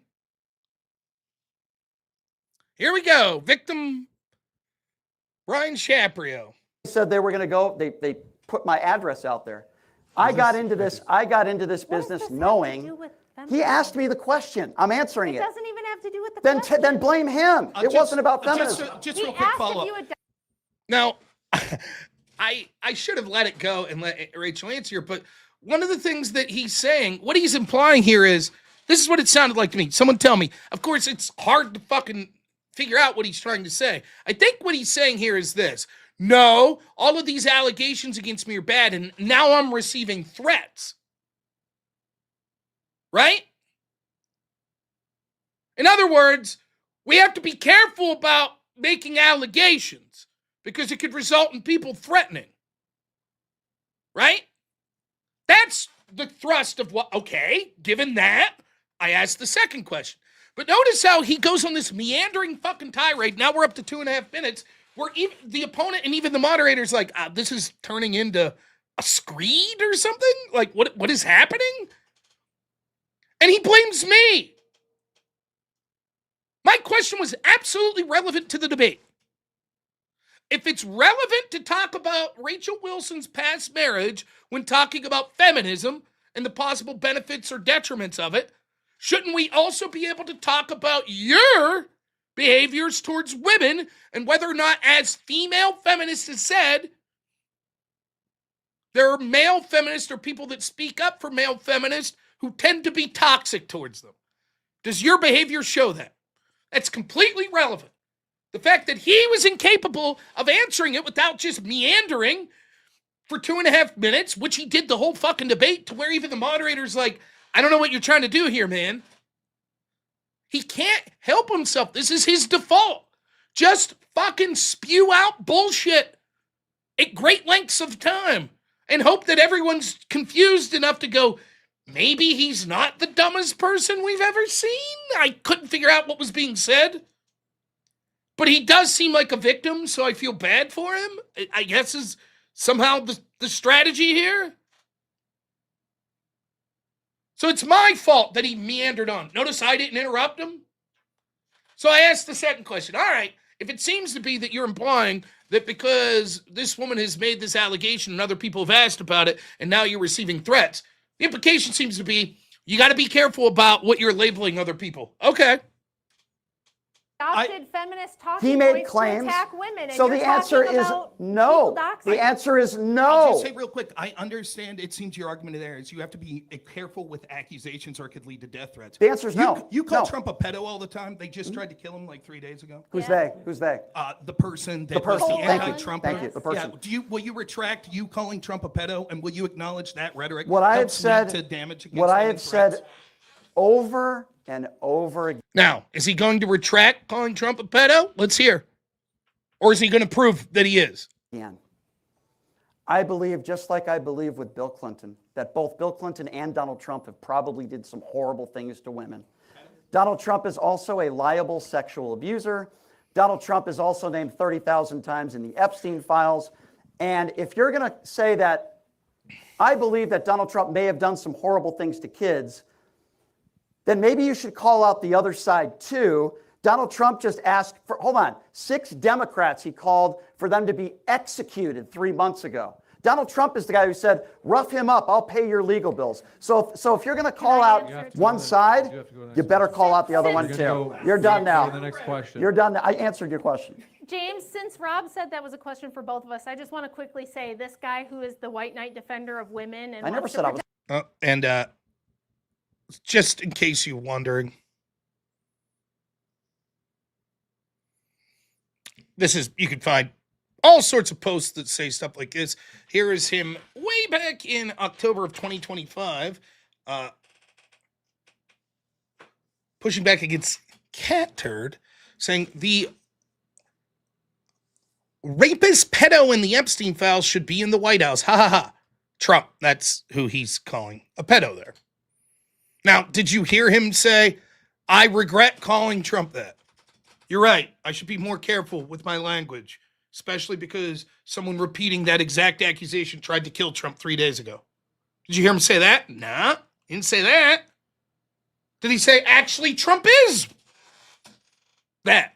Nah, he didn't say that. Instead, he said, I think Trump and Bill Clinton have both done sexual crimes. And I think Trump is liable for a sexual crime. That wasn't the question. Someone tried to kill Trump calling him a pedo. That's exactly what you've called him. And now you're on stage saying we have to be careful about accusations because it can lead people to do death threats. Okay, let's take at face value that maybe Brian Shapiro here did get a threat. Okay, well, we know Trump did. And we know why. Because that guy believed Trump was the very thing that Brian Shapiro calls him. So is Brian going to have some introspection and say, my mistake, that was too far? Of course not. Of course not.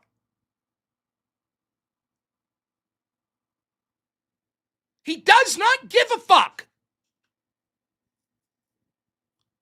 It's all fake emotional. Oh my God, it's so, we just have to be, someone made an allegation and it's false. The allegation needs to be false. So now I receive death threats. You made an allegation against Trump and it's not just a threat. They actually tried to kill him. Well, I think Trump's a bad man. Okay. Can you back up your allegation you made? Then Trump's just bad. All right, now let's hear Rachel's great response. A question for both of us. I just want to quickly say this guy who is the white knight defender of women and I never wants to said I was protect, the white knight. You want to protect women, yet your very first DM to me was asking how many beers my husband had to have in order to I did say that. work You know up why? I'll defend work up that. the guts to have sex I'll with defend me. that. Now, I thought this shit was hacked. Isn't that what he said the other day? This message, he thought that she messaged him first because it was a hack. Now he's like, I'll defend it. Wow, what a difference a week makes. Now the hack story's gone. Now I'll defend it. Let me tell you why. Okay, now he's going to defend why he is DMing a woman.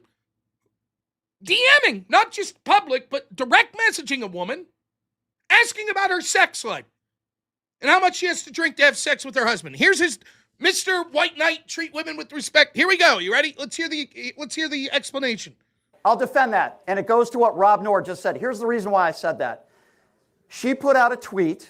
I shared a tweet. Excuse me. Let me just answer. Let me at least defend myself. She put out a tweet, a retweet, whatever you call it. I just shared doesn't matter. a tweet about She it. has a large platform, and she retweeted, or whatever you want to put it, a story about me with all the worst. My sister passed away at the age of 37. The person in this article, she doesn't care. Yeah, again, she doesn't. What the fuck does this have to do with anything? Do you see? Does something horrible. Why did you do that horrible thing? I'm a victim. Look at emotionally. Oh my gosh. Well, my sister died. What?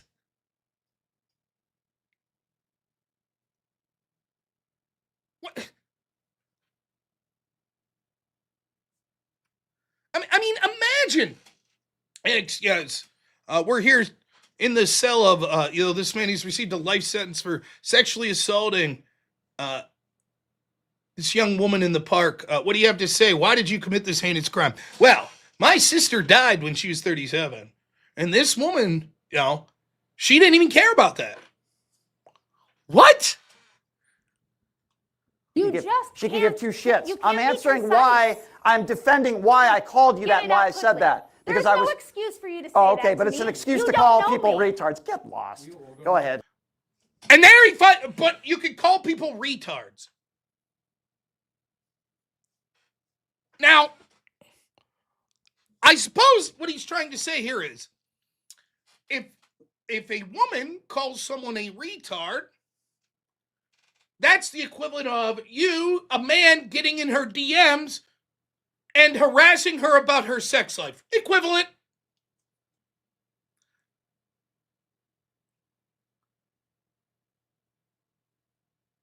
I called Gigi a moron, and so Gigi poisons my dog. I said, Gigi, my goodness, I love poor Dorothy. Why would you poison her? Oh, you're going to act offended like that when you called me a moron?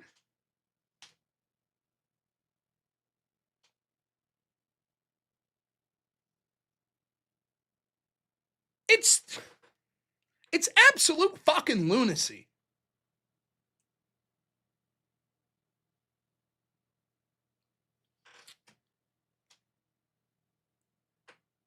So somehow by speaking, I spoke, 20 seconds there? I got him to go spurg out for like 3.5 minutes, say absolutely nothing, and make himself look like a total asshole. And one of his key defenses to his treatment of Savannah Hernandez is no one's been arrested, which within 24 hours, 3 people were arrested. The L's just rack up. Now here is the best part, and then I promise I'll get to super chats. All of that is not even the biggest story. We've saved the best for last. Now, I don't have the clip. I'm not going to rip Uncensored America. You could go watch this for yourself, but thank you so much to Uncensored America for leaving us clip that little bit of it. And by the way, if you want to watch that video in full again, because it's just oh so sweet, again, thank you to my editor, Black Elk. But also, here's the link. So you can go like it if you want. Post it where you like.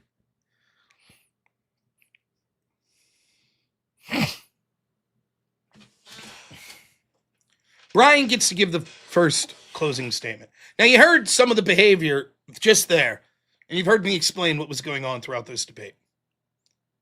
So what's Brian's closing statement going to be? Well, I knew this. It wasn't going to be any fucking arguments. That once more, I was absolutely certain the dude wasn't going to make like coherent arguments in his closing statement. Why start now at the end of the debate?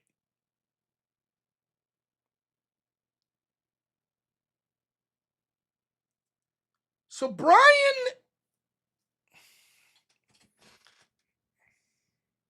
1 second.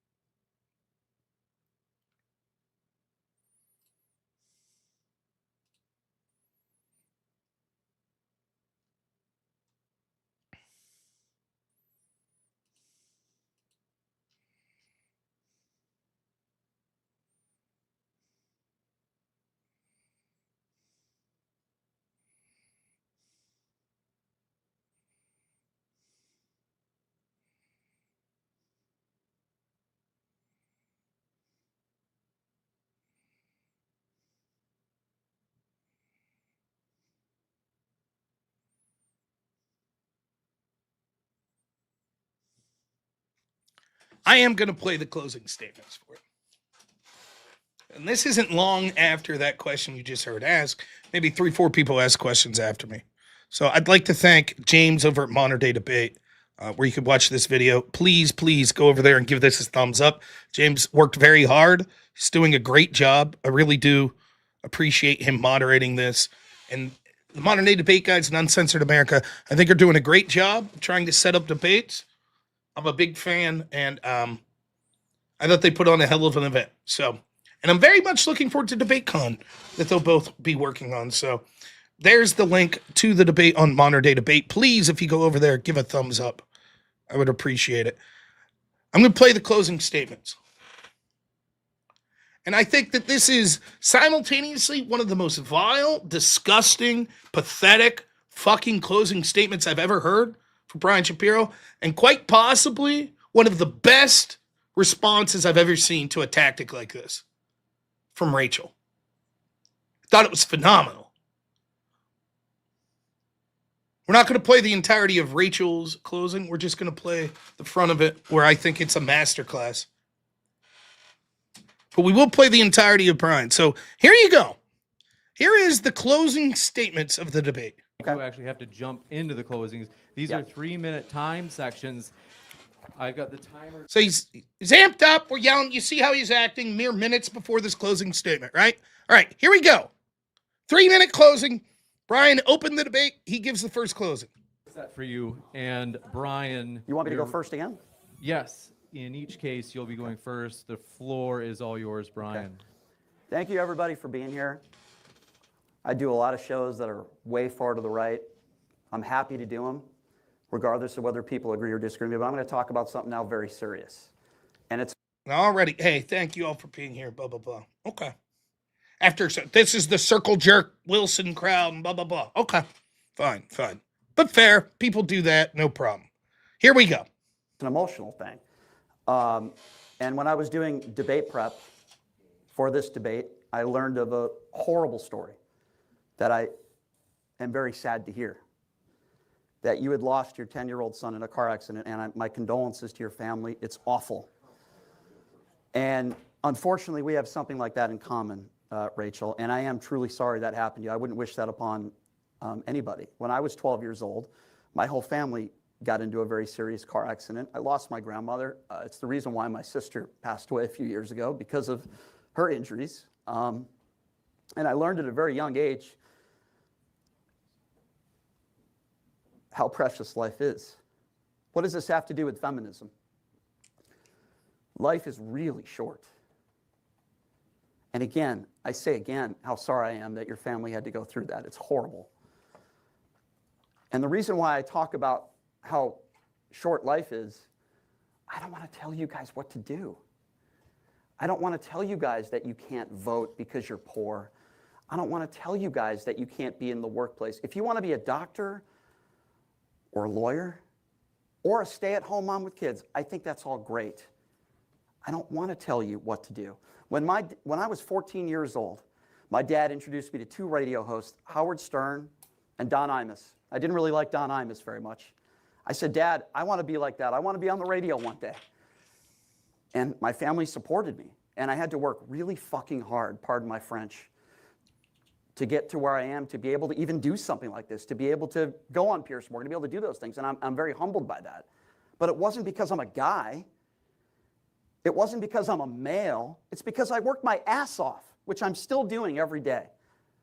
And if a woman listens to their dad growing up and they want to be a radio host, or they want to be a doctor or a nurse, or maybe they're poor, but they're still involved in politics and they want to vote, I say, do what makes you happy. Live your life. Don't listen to somebody, no matter what religion they are or who they are, tell you what to do with your life. I'm doing what I'm doing now because I worked hard. It has nothing to do with my gender or because I'm a woman. We all have tragedies in life, and I'm sorry for yours. 30 seconds. And I wish we didn't have that in common because it's awful. Don't let other people tell you what to do. I know there's a lot of people in this crowd that probably disagree with a lot of what I said today. And listen, that's okay. We have the freedom to agree or disagree with people. That's what makes this country great. But we're all human beings. I'm not perfect. I make plenty of mistakes. I've made plenty of mistakes in my life, and I've probably said things in my life that I regret, but I own it.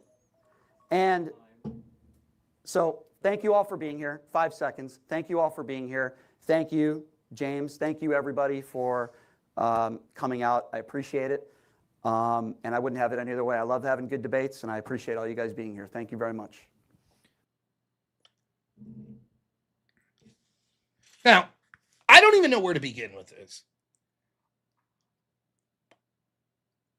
If I played that for you, and you had no idea who these characters were, you had no idea what this debate topic was, what would you have guessed that was a closing statement for?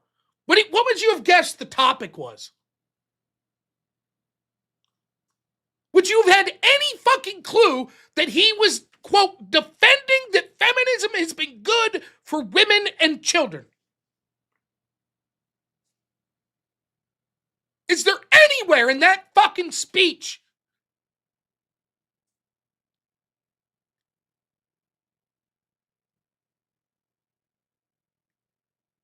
the guy's a raging dickhead the entire debate, saying things like, "Oh, Rachel, you're describing yourself," talking about sleeping with 50 men. All of this shit. He looks like an unhinged asshole in the Q&A portion. And he thinks, just like with the opening, I'm going to sound magnanimous. I'm going to display a little vulnerability and emotion. I'll whip up some tears. Hey, let's all come together. That's I know we're hostile. This is good debate. This is good. Hey, all I'm saying is we shouldn't tell people what to do. That's all I'm saying, man. Thank you, guys. I know you don't like me. James, thanks so much for being here. You know, Rachel, I'm so sorry you went through a tragedy. I went through a tragedy too. So, in his fucking head, he thought that was a good strategy. Here's what he expects. He thought one of two things would happen. Rachel would be like, thank you so much for that. It has been difficult. And I appreciate that, we could have a robust debate and disagreements, but at the end, we could all realize that, we're all human and we have these tragedies. So that he could salvage, like, he did something in this debate. Or that Rachel would be like, you know what, fuck you, blah, blah, blah, blah, blah, and then come out sounding like an asshole. He's just trying to be a nice guy. He's a nice guy.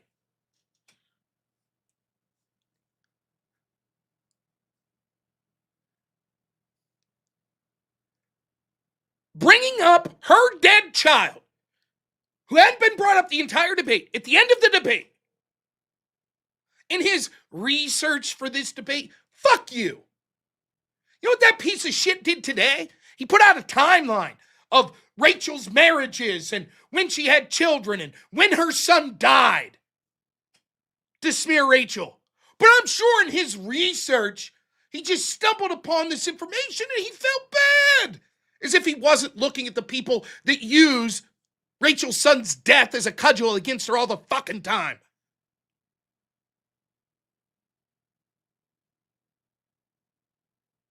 So he brings this up to a mom to fucking try to have her have to think about and relive that moment again at the end of the fucking debate.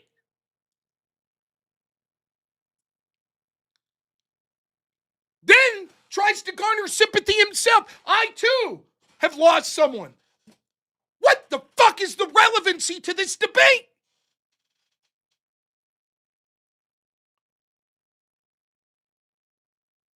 Avarice, actually, I think Green Lantern is superior to Orange Lantern. And let me tell you why, Avarice. I know recently your dog passed away.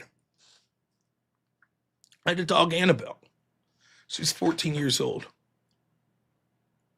And we were hoping she'd make it through last Christmas.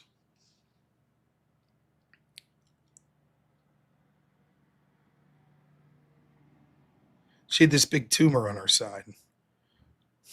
At the end of December, she was rolling around and the tumor broke open. We had to rush her on a Sunday.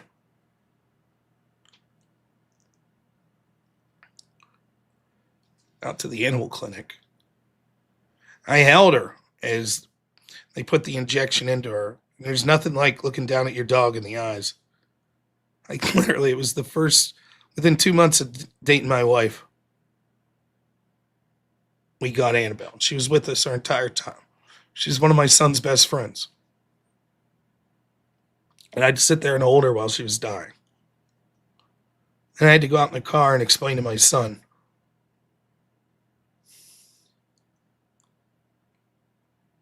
the doctor wasn't going to be able to help her and she wouldn't be coming home. So I realized, that despite, I'm glad we could have discussions like this, and I realized that no one should tell anyone, that Orange Lantern's better than Green Lantern. So the Green Lantern's better. So thank you all for your time. Thank you. I really appreciate it. Pretty impressive, huh? Pretty impressive. Wow, I smoked him. What a chill, cool guy I am using that story. But hey, it really had to do with the topic, huh? And you see how I was almost able to whip up some tears, too?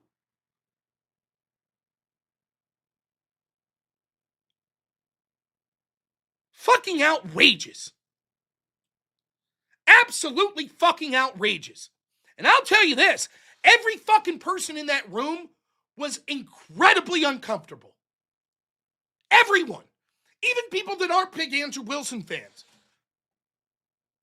Though there weren't many in that room, but there were.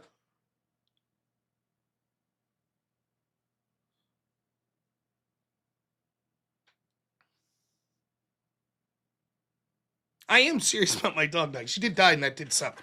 I've talked about it on the trip. But the point is, I'm trying to think of something that was a real emotional situation with me to garner sympathy in order to win a debate over something that's not even remotely connected. Everybody felt awkward as shit. You're sitting there, you're like, what the fuck are we doing? And I didn't even know. My guess was that Rachel was going to be like, look, none of that has to do with the debate, so here's my closing. But I thought that her response was absolutely incredible. So here we go. I could not, if you gave me 10 years to prepare a closing after that, I would not have came up with something better than this. At least the first half of it. You ready?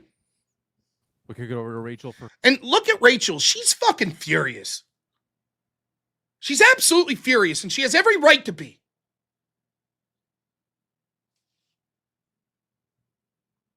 Her 3-minute closing as well. The floor is yours, Rachel.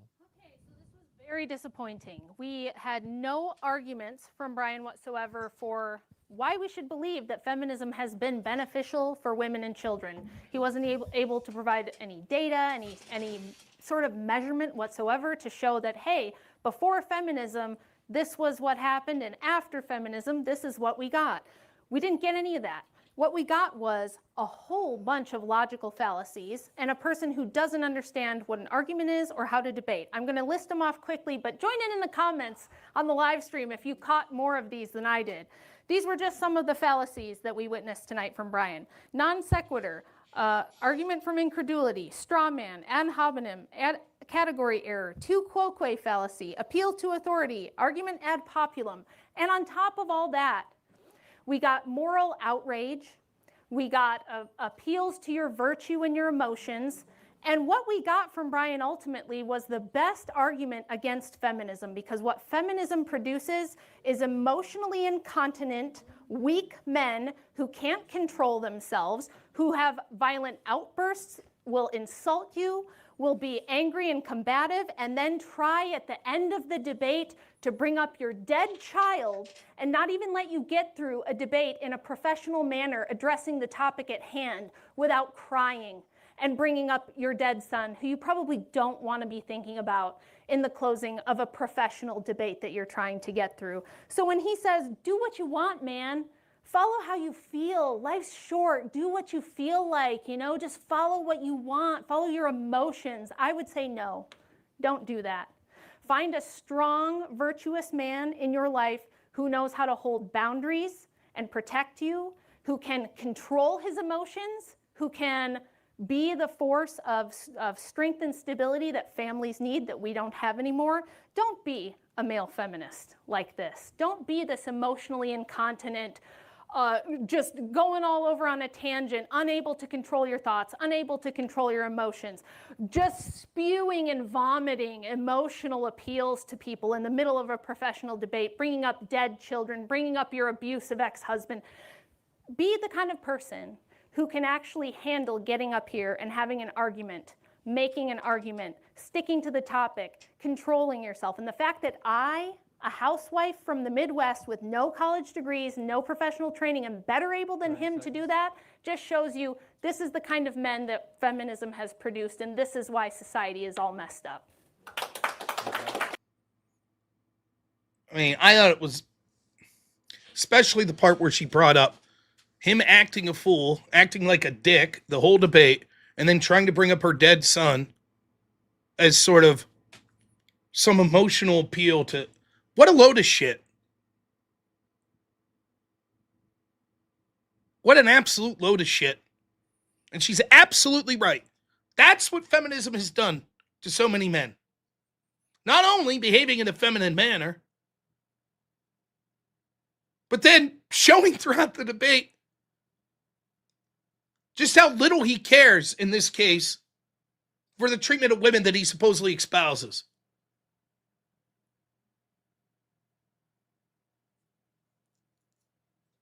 He was shocked. He didn't expect that.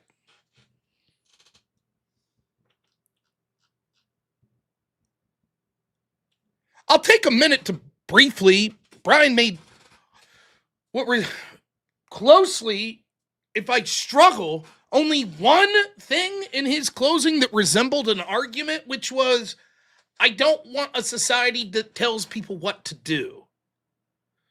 But this was answered throughout the debate. Women were allowed to own property before feminism. Women were allowed to work before feminism.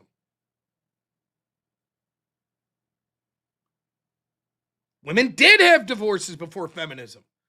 In fact, Rachel was citing numbers before the suffragette movement, like the turn of the century in the 1900s. There was like 55,000 women that received divorce that year alone. And Brian's not being truthful when he says he doesn't want society to tell people what to do. Really? Did he want society to tell people to wear masks during COVID? To stay at home? To lock down schools? Did he want that? Because it seemed in this debate, he said that the women leaders that did that thing did the best.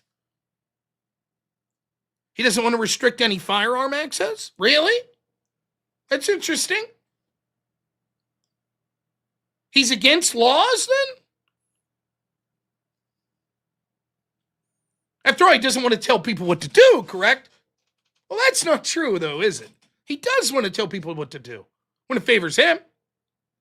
You think he doesn't want to tell people what to do when it comes to fighting climate change? You think he says, burn whatever coal you want. We don't give a shit. You think?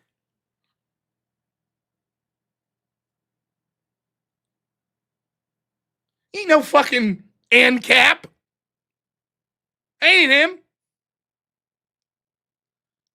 Think he's against taxation? Doesn't want to tell you what you have to do. Doesn't want to force to tax you.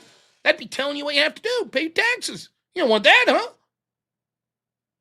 So even the one thing he makes that resembles an argument, which, by the way, has zero to do with the fucking debate, He's just factually wrong. But of course, that's not the real story in that closing statement. The real story is weaponizing the death of Rachel's son and then trying to appeal by talking about a difficult situation he went through with something that has nothing to do with the debate. Imagine if I debated some feminist who was the victim of a sexual assault. And it doesn't come up the whole debate. We're debating who should we vote for in the midterms, Republicans or Democrats. Nothing about her sexual assault comes up. And I'm abrasive and yelling and whatever, right? And then in the closing statement out of nowhere, I'm like, and by the way, I'm really sorry that you were the victim of sexual assault. I think that's terrible. And I too have been assaulted in my life. You know, it's terrible. So, you think that woman would appreciate it? You think she'd say? Or would she say, what the fuck does that have to do with anything that we're talking about? What does that have shit all to do? And how dare you compare yourself to me? And all the lefties would say, rightfully so, like, yeah, what the fuck?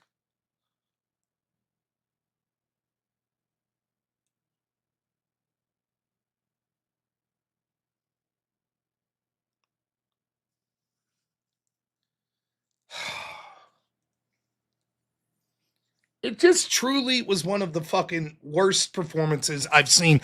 Again, I've seen worse performances, I'll be honest. But for someone who is doing a lot of these in-person debates and doing a lot of debates, I can't think of someone that I've seen do worse.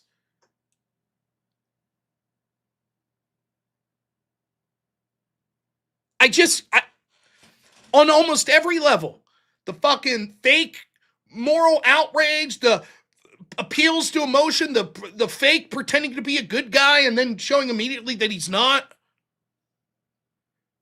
the victimhood complex, the fucking cringe, the not making any arguments, the few arguments you're making are rebutted, just restating the argument.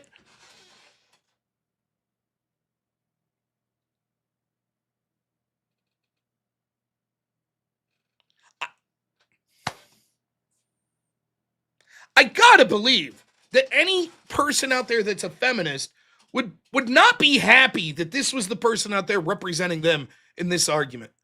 I gotta think they would be like, that's wretched. My guess is that I literally could take 95% of any random people that's an average Democrat voter, and they would have done a better job arguing for feminism in that debate against Rachel than Brian Shapiro did.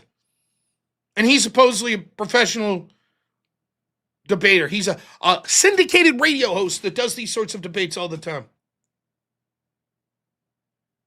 He's a buffoon. He's a clown. He's a lolcow. He's invited on things because he's easy cannon fodder to destroy, because it's fun to get clicks, to pick on him, because you don't have to try real hard to beat him in a debate, because he's absolute garbage. That's his role, and he's proud of it. See, he's not in on the joke. We're all snickering and laughing at him, and he thinks we're friends. Just ask him. Michael Knowles is my friend. Jack Posobiec. It's a little thing called respect. It's respect, Rob. Respect.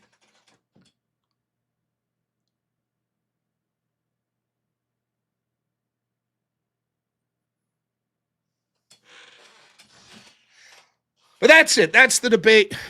Now, we're going to read super chats, then we're going to get to the good stuff. Penisgate.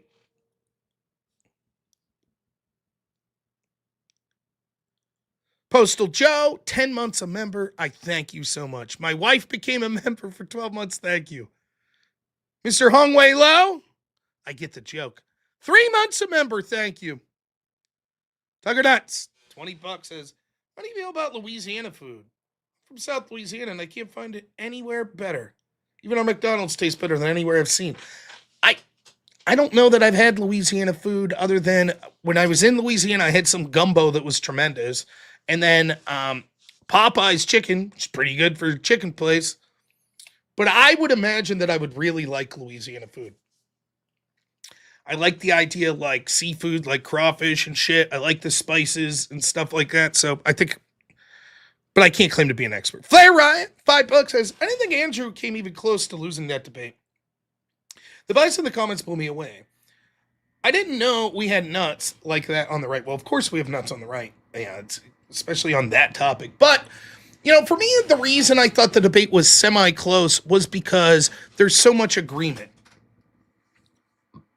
I thought Andrew performed better on a logic sense. I thought, given that the right is so bifurcated on that topic, on if Trump's a success or not, Owen did a good job appealing, making emotional appeals.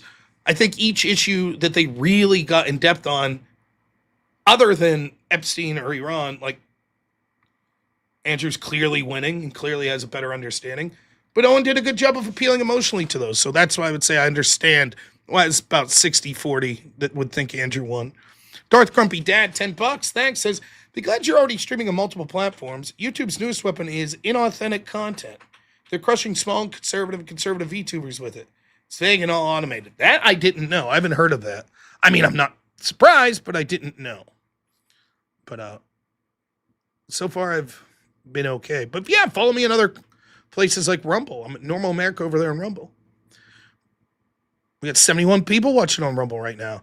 And I've been told they're all more handsome than every single YouTube person watching. Just saying. So if you're one of the handsome few, head on over. Normal America and Rumble. Jess Gerald, $10 says, to be really all, go to a live event. Last DebateCon was a 3-day party punctuated by debates. And we got Rob drunk. We did get Rob drunk. Come to a live event and get Rob drunk. I'm a double Mexican. Double Mexican, a rough drink. We did again drink tequila, Jess Gerald, this week, but only one shot. I had 2 shots, one each night. So it is a lot of fun. It really is. Even if you're someone who tends to not agree with a lot of our positions, I think even the people that were debating against Andrew and other Crucible people would say they had a blast. Very hospitable crowd. So it's a lot of fun. Hellstorm, $10 says, Shapiro has only seen political debates before. He generally thinks a debate is about stump speeches and gotchas and getting people to believe you're the best choice. Yeah, I agree. AJC, thanks so much, man. $5 says, for years to come, that Brian debate will be played on what not to do in a professional debate. It's pathetic. It's terrible. 5559 Texan. 559 Texas. Did I say 5559? Anyways, thanks so much, sir. $5 says, Brian Shapiro is literal cringe, man. Good God. Yep. Reverse Massage, $5 says, did you seriously not know that suffrage isn't suffering? Or was that his failed attempt at a joke during Q&A? So someone asked a question about women's suffrage. He did his thing where he just blabs on, doesn't really say anything for a minute or two. And then at the end of the question, he said, I too don't want to see women suffer.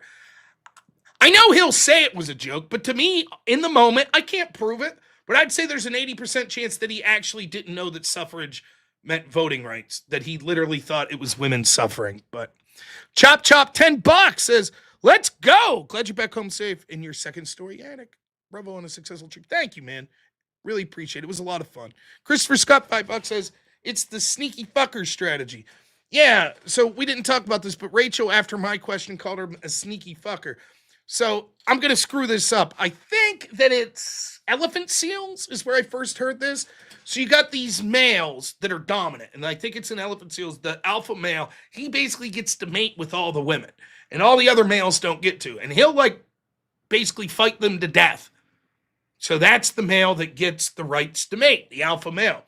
But you have the other males that get to mate are what they call sneaky fuckers.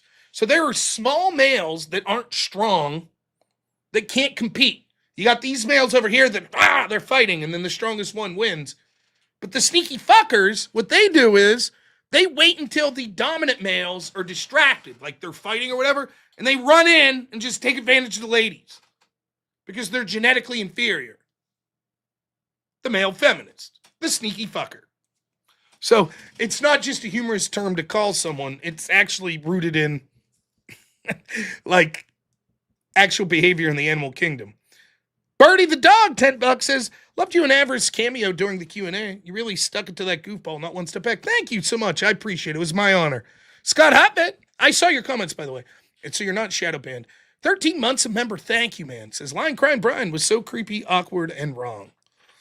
Rule of 3 is there. Good stuff. Thank you. Jason Mulgren, thanks so much for the $10. Says, we had a girl shove her hand in a pot of our fresh made spaghetti, throw it on a plate, and start eating. I lost it. Told her to put it back and get the fuck out of my house. She thought I was joking. Okay. Crazy. That's a bit unhinged. Just grabbing spaghetti.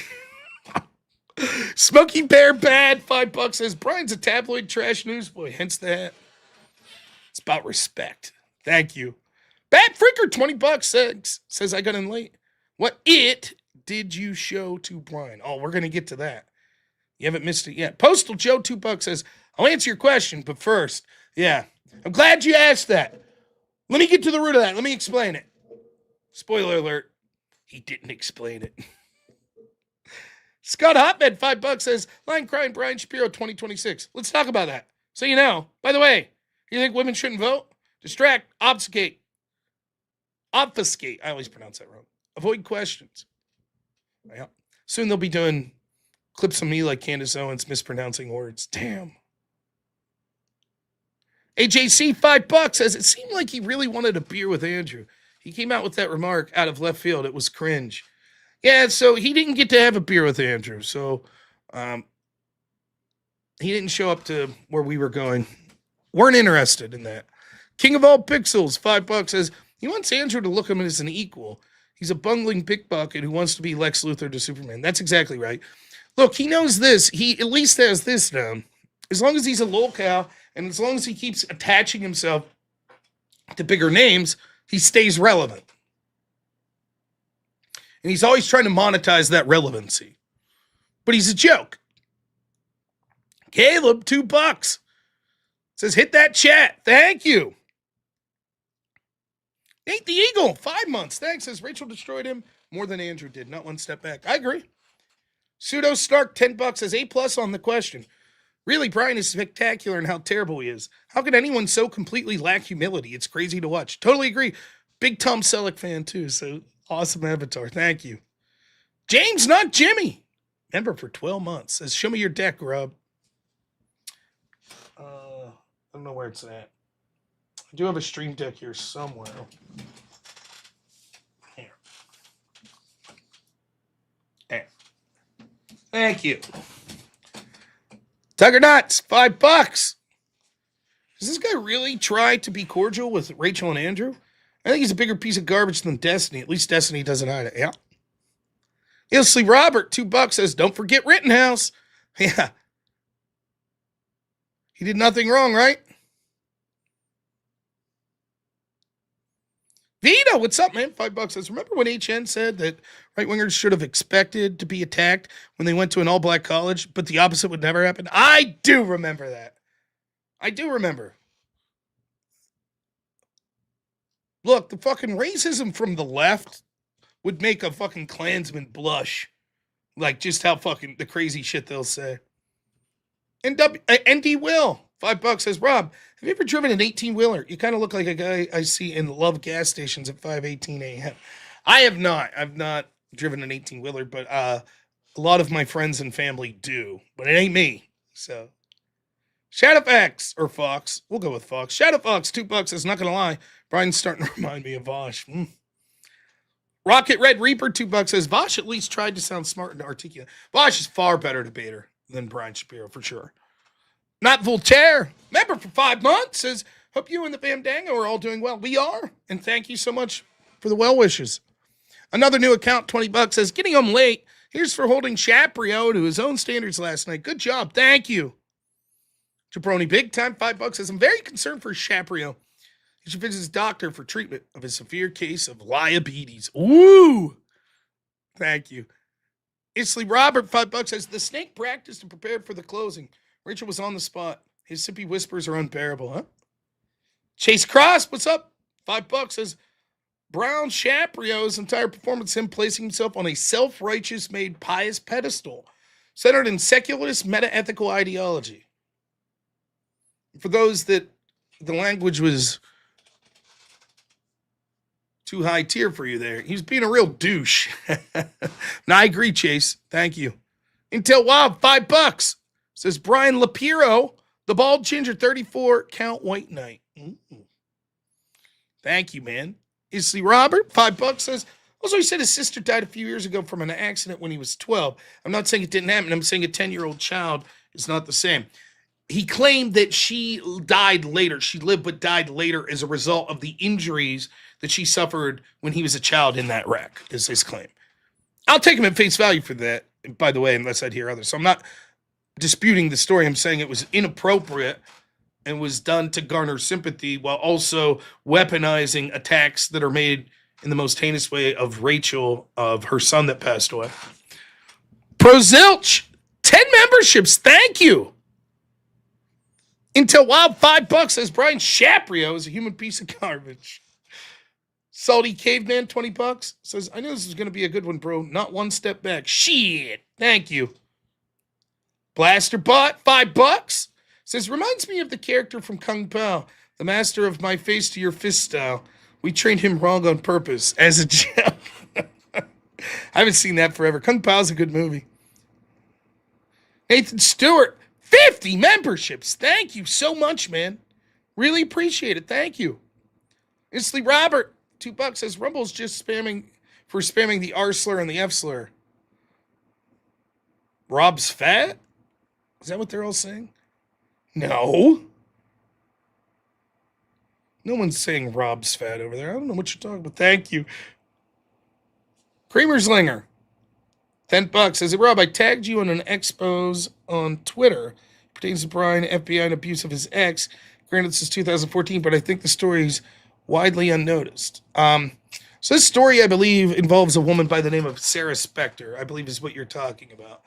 Sarah's actually reached out to me, and perhaps sometime next week I will be talking to her.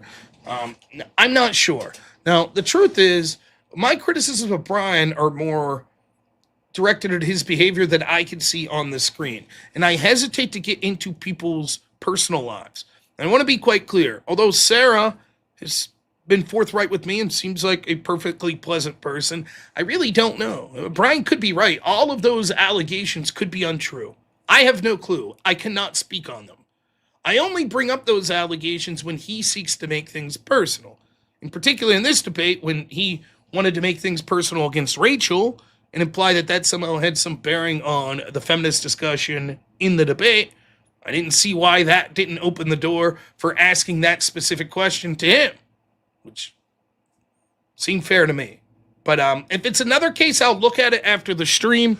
But I have to be honest, I really do hesitate to do that. It's not really something that I do, like bring on someone to talk about, because oftentimes I don't know that I could verify things, and I may do it, but I don't know. It's something I have to strongly think about.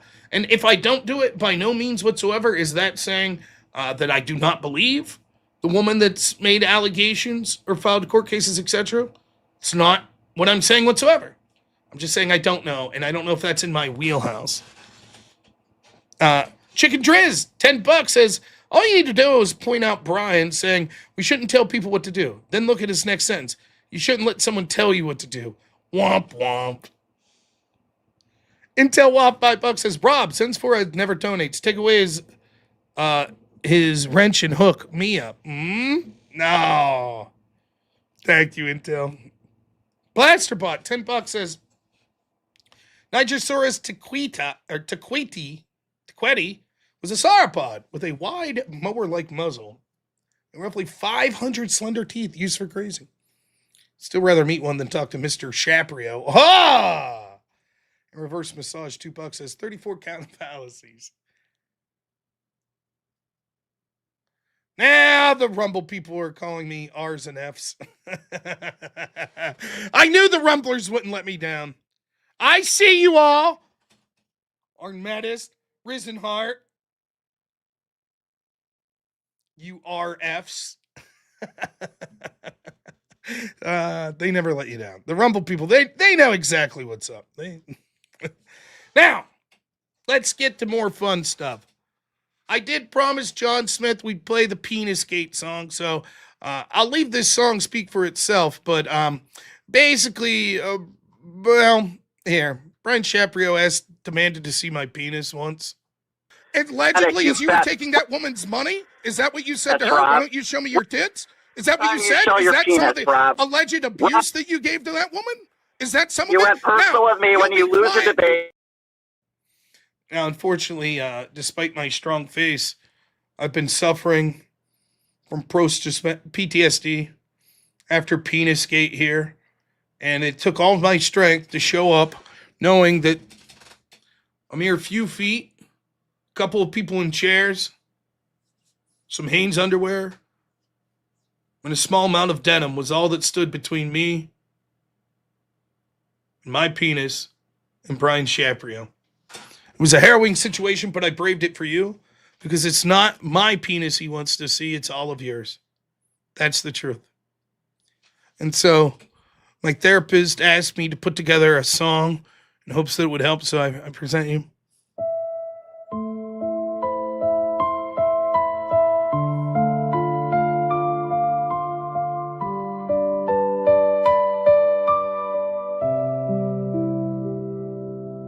Humbly debating folks online, talking politics and chatting about life. When I got noticed by the coolest of chats, a radio host with an image that was rad. But then things turned and I got burned. He got angry when he got spurned. Brian Shapiro asked to see my penis. He growled his demand like it was his deepest wish. He threatened to box me and proceeded to berate. And now I'm the victim of this terrible penis gate.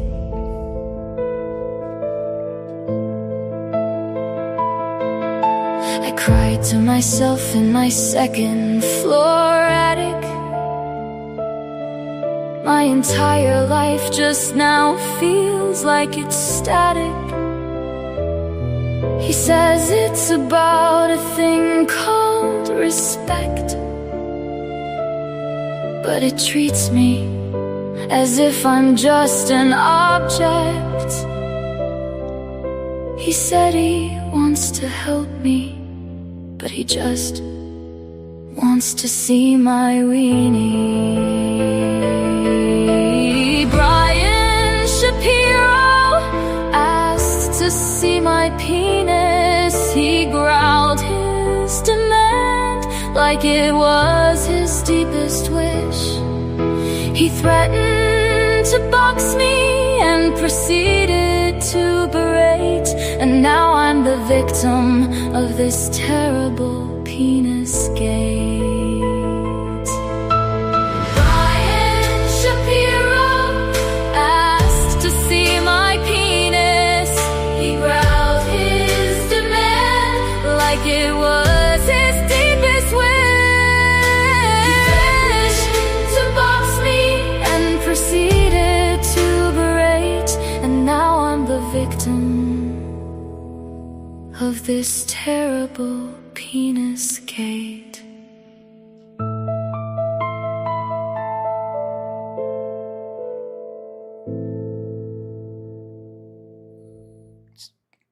It's not really a laughing matter. It's very terrible.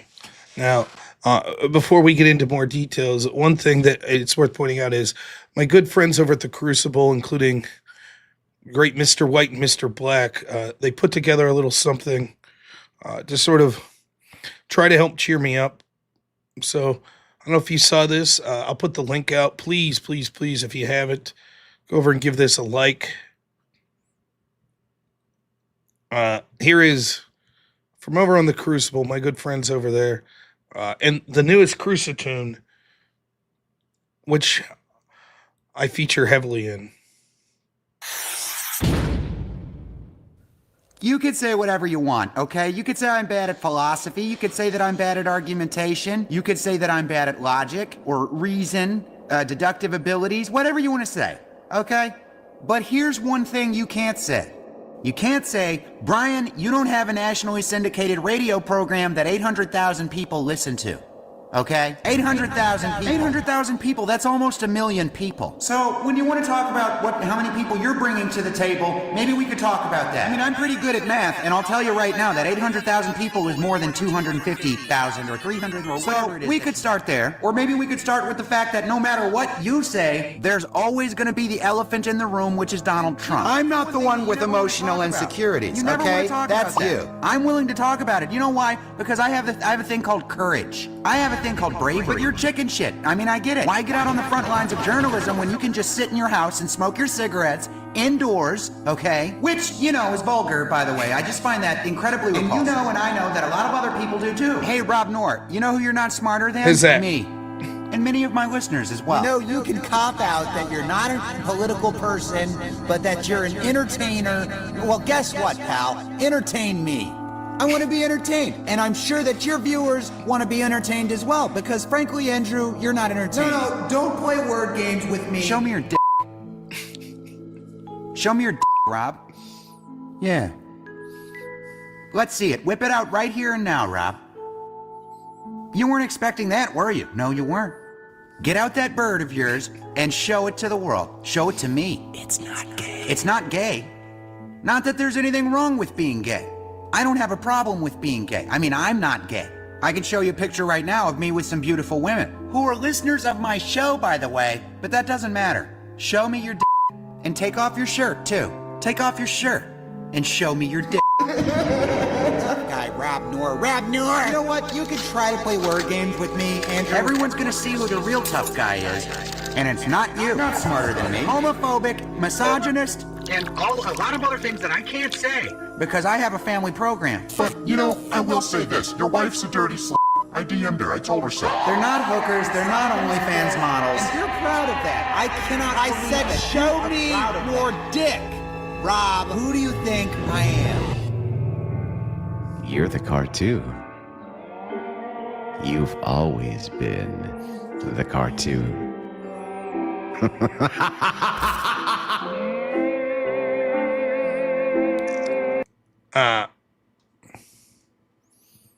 It is funny, I'll admit, but it is a little traumatizing. It is a little traumatizing to hear even an animated version of Brian Shapiro demanding to see my penis. Now, one thing I want to say is, you remember Brian's closing, as terrible and horrific as it was? He kept saying he doesn't want to tell people what to do. Remember that? Remember he said that? Remember he said that? He said, hey, you know, I just don't want to tell people what to do. Oh, really? Oh, really, Mr. Shapiro? You don't tell people what to do? You don't want to tell them what to do? And allegedly, as you were taking that woman's money? Is that what you said to her? Why don't you show me your tits? Is that what you said? Is that some of the alleged abuse that you gave to that woman? Is that some of it? You went personal with me when you lose a debate. How do you square that, Mr. Shapiro? I don't want to tell people what to do. Show me your penis, Rob.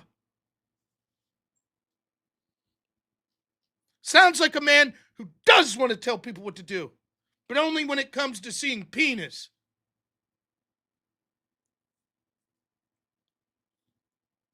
It's horrific. It's not acceptable. So I braved UNC Wilmington. And the question is, does Brian Shapiro finally see my penis? And I'm proud to say, thanks to incredible willpower by yours truly, and an effort of security teams that were comprised of people from the Crucible, outside security, police officers, and security from UNC Wilmington, I'm proud to say Brian Shapiro did not see my penis. And that collective effort from those people really helped make that possible. So thank you to all of them. It was tough. It was really hit and miss for a while. I didn't know. I did not know.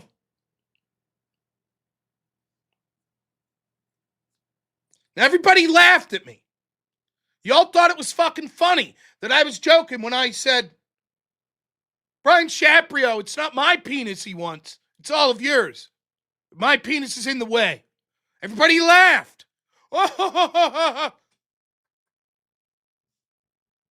Real funny, isn't it? Now look at what's happening. And I just want to blow all the Crucible fans. And I just want to blow all the Crucible fans. And I just want to blow all the Crucible fans. And I just want to blow all the Crucible fans. And I just want to blow all the Crucible fans. And I just want to blow all the Crucible fans. And I just want to blow all the Crucible fans. And I just want to blow all the Crucible fans. His eyes look red. He's crying. He's really thinking about this.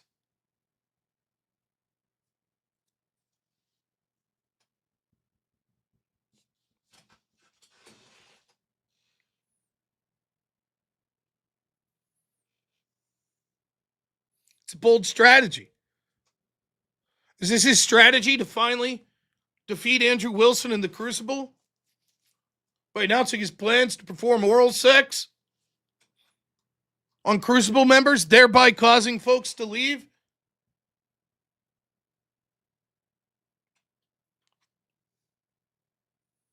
Truly a dark day and a tragic moment.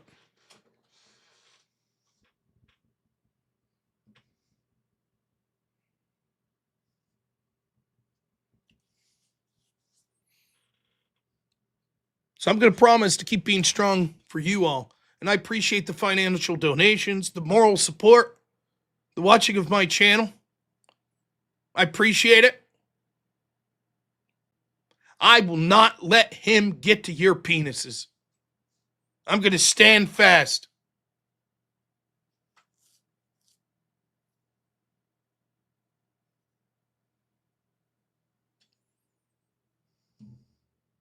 Did I check the hotel room closet? You're jesting, but yes, this is something I actually thought of. Given the stakes, I did not feel comfortable staying at a public hotel. So a good fan of the Crucible and of my channel, Jungle F, actually put me up in a secure facility. They had round-the-clock checks around the entire premises, not only for people that were hiding out at the facility, but also potential bugs, camera, etc. Only once we were assured that it was secured and there was adequate presence of people to protect, not just through digital surveillance, but also through armed security, was I able to comfortably sleep the few scant hours that I did. But there's only so much sleep you could get, knowing that you're walking into the lion's den.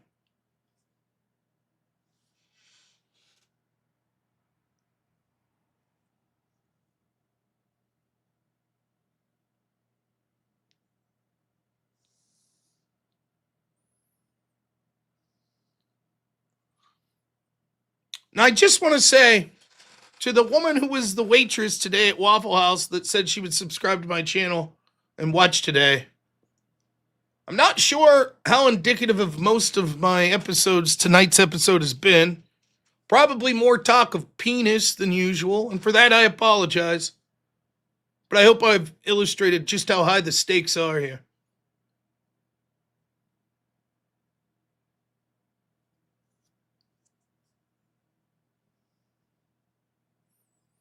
Mossad lent me cutting-edge satellite technology. So that was it. I'm proud to announce I did not show it to Brian Shapiro.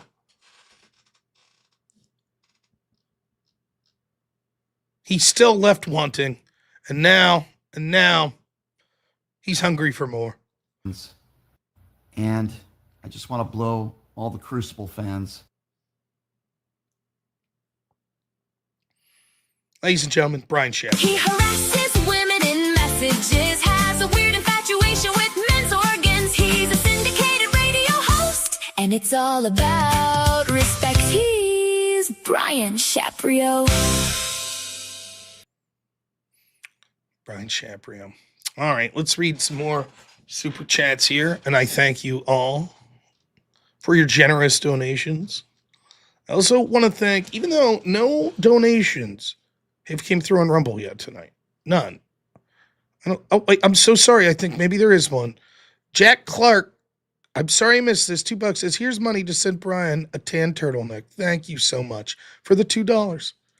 Even though there hasn't been a lot of donations financially that have came over on Rumble, I do want to say thank you to Rumble for donating a bunch of words that start with R and F. I appreciate the donation of those words. Oh, and $5 from Character Holding. Says, me too.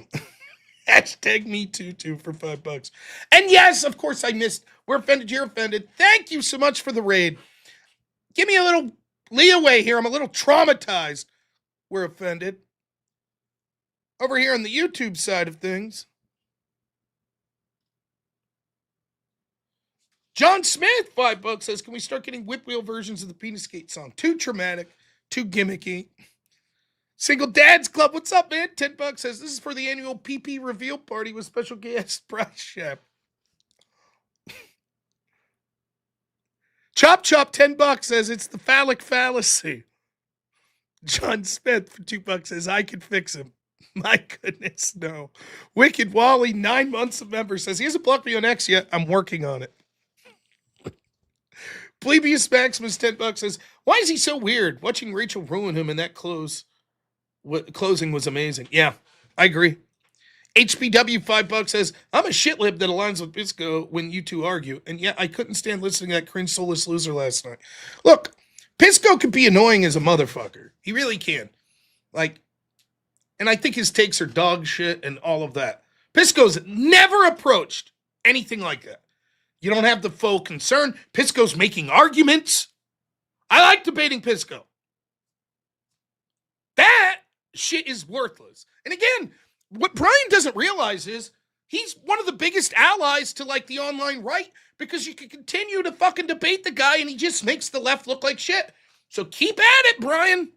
More power to you, man. But thank you, HPW. Mickey Blue Eyes, $2 says, thank you, Rob, for protecting my manhood. I try my best. Craftsman Ethos, $10 says, we need Crucible Chastity belts in the merch store. What are you talking about? And I just want to blow all the Crucible fans. Blasterbot, $20 says, Pygomastix africanus, often described as a crazed two-legged hedgehog. The small heterodontosaurid had a parrot-like beak, bristles, and prominent tusks. It's still less scary than Brian Shapiro wanting us to hashtag show me. JW Thorpe, $20. Thank you. Says, we are Spartacus. His mouth can't handle all of us. And GC Mike, $10 says, at this point, Shapiro needs to put in a no debate list or any kind of list for that matter. Why? The more he's out there, the better for us. This clip. And I just want to blow all the Crucible fans. Came from a post that he put out today on X. There was a faux apology. He said, I just want to apologize to Rachel. The questioner asked us to say something nice about the other. Rachel declined. I should have said that, and he said something vulgar implying that about Rachel having children to other fathers that she was good at. He removed that video, coward that he is. This clip, just so I don't get fucking sued. And I just want to blow all the Crucible fans. Believe it or not, that's actually really what he said. He doesn't imply oral sex, though. What he's implying is, he says, I want to blow all the Crucible fans like a big wet kiss. It may be more gay. I don't know. He also said in his opening statement last night, I wish I was an OnlyFans girl because they make a lot of money. Then he said in his closing statement, it's not because I'm a woman. So I don't know what the fuck's going on. Like, even when he's trying to, he just can't help but be so fucking cringe. Mangozy, $20 says, do they have chainmail boxers on Amazon? Is chainmail strong enough to get through someone? Thanks for the 20, though. Chop Chop, $21 says, another whip. Now listen, you guys are jumping the gun. The $100 thing only starts once we start playing the whip songs, but I'll allow it this time.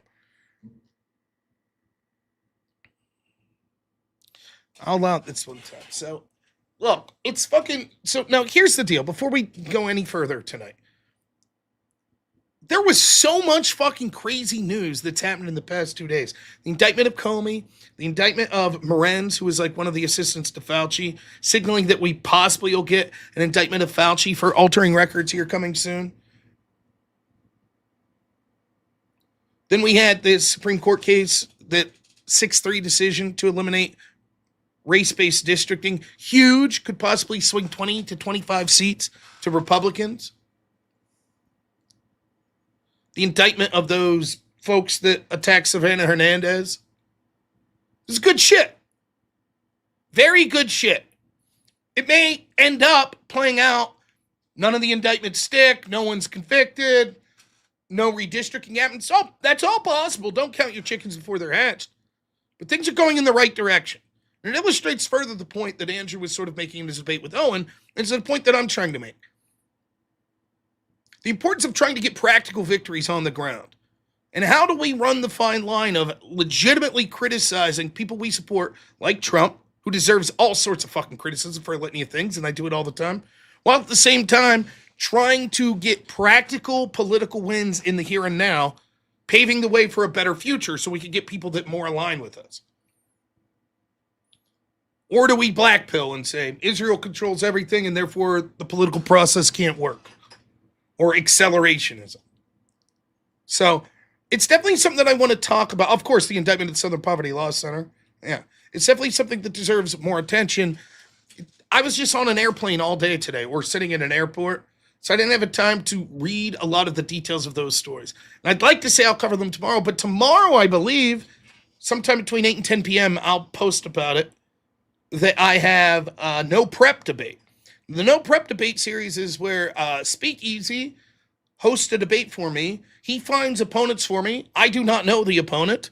The opponent chooses a topic. I do not know the topic. They then prepare for a month, and then I debate them. They come on, tell me who they are, announce the topic, give an opening statement, and then I debate them. So it's a lot of fun. We're hoping to get, if you're a lefty and you want to debate me, I would love it. Reach out to Speakeasy. It's usually right-wingers lately, but hopefully it'll be a lot of fun. Sometimes the topics are political, other times they're philosophical, other times they're more silly, but I always have fun with it. So except that one guy, that circuit guy, he was annoying as shit, but whatever. So that's on the agenda for tomorrow, and then Friday we'll probably have a lot of time to talk about politics. Final statement on the Brian Shapiro business.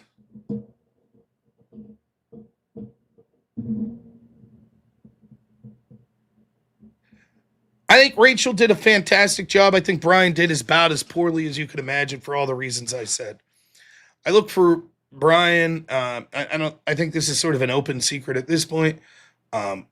Brian, for example, put out a timeline today that there are other people are working on, sort of go through the relationship history of Rachel Wilson and all of that good shit. So I don't think we've heard the last of Brian Shapiro, and I think that he'll continue to personally attack Rachel for relationships she's had in the past and shit.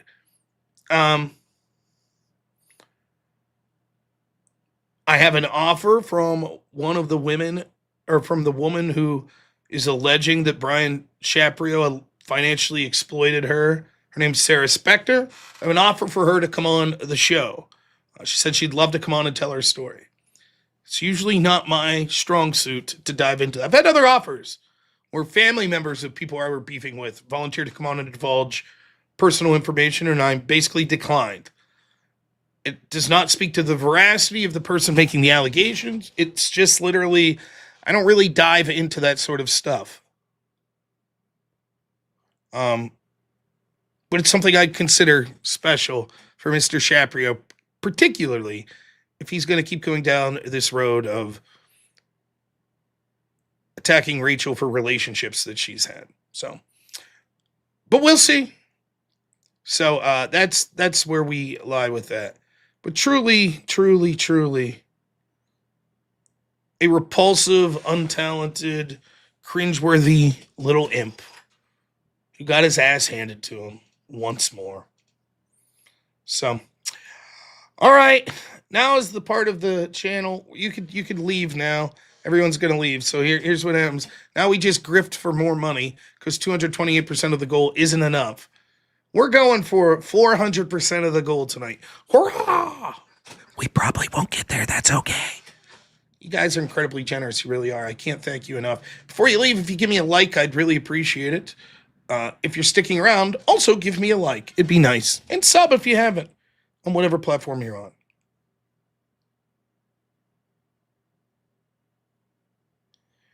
There's this song from an old Lord of the Rings movie. Where there's a whip, there's a way. I humorously put it out, encouraging people to donate. We've made a bunch of different versions of the song. And now people have to pay $100 to spin a wheel to hear one of those versions. I get money to pay my bills. I like money. I'm greedy. My audience that donates the money gets to know that they're mentally tormenting me because I hate these fucking songs. And round we go, damn near every night. So, here we find ourselves. The amount of songs I owe tonight are, thus far, so a single $100 donation from this point forward gives one song. Spin the wheel once. Anytime we cross over from this point forward an even $100 mark, so 900, 10, 1,000, etc., gets a second song. So an $85 donation would get one whip song. A $100 donation gets one whip song for passing 900, plus one for being a $100 donation. So that would be two. I count 2,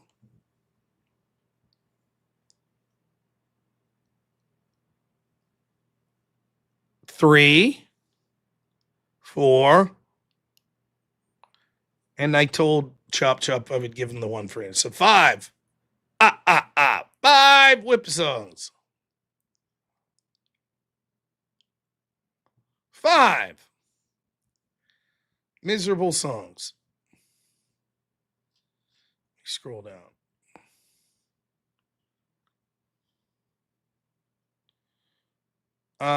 But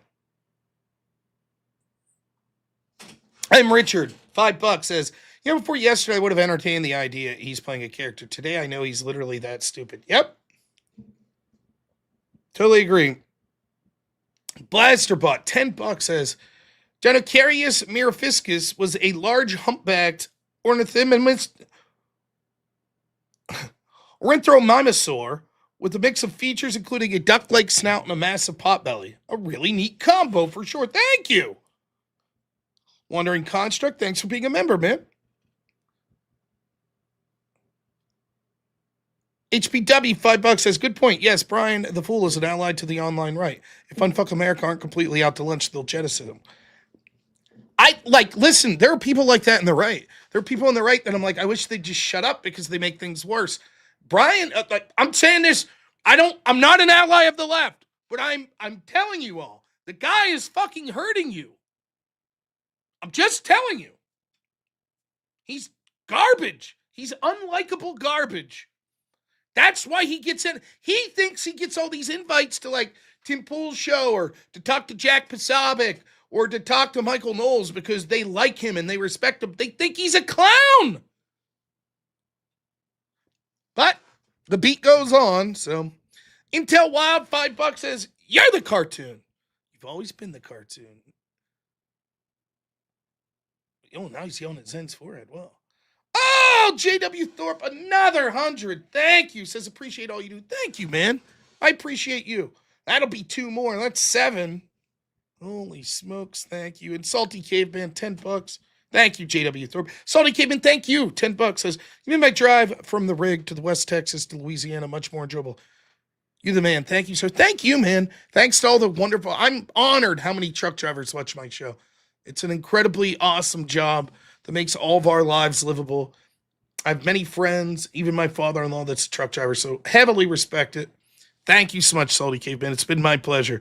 And the Travabides, $2 says, ever been to the Doritos farm? It's a cool ranch. Boo! And not bad. All right, 7. Let's make them quick and merciful.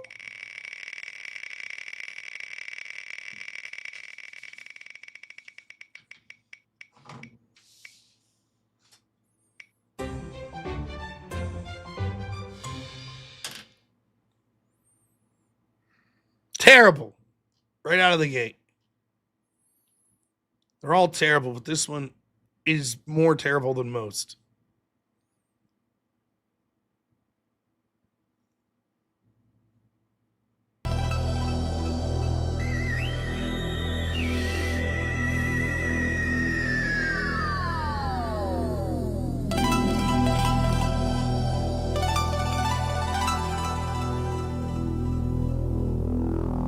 Where there's a will, there's a way.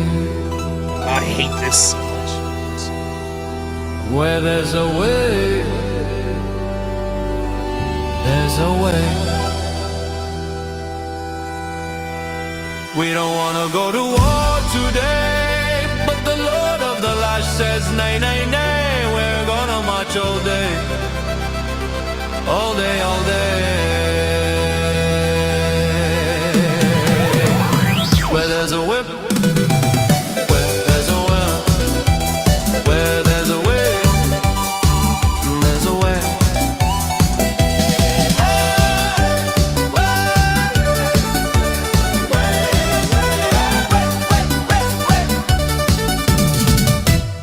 Where there's a whip, there's a will. Where there's a way, there's a way. Where there's a whip, there's a whip. Left, right, left, left. Where there's a whip, there's a whip. Left, right, left, right,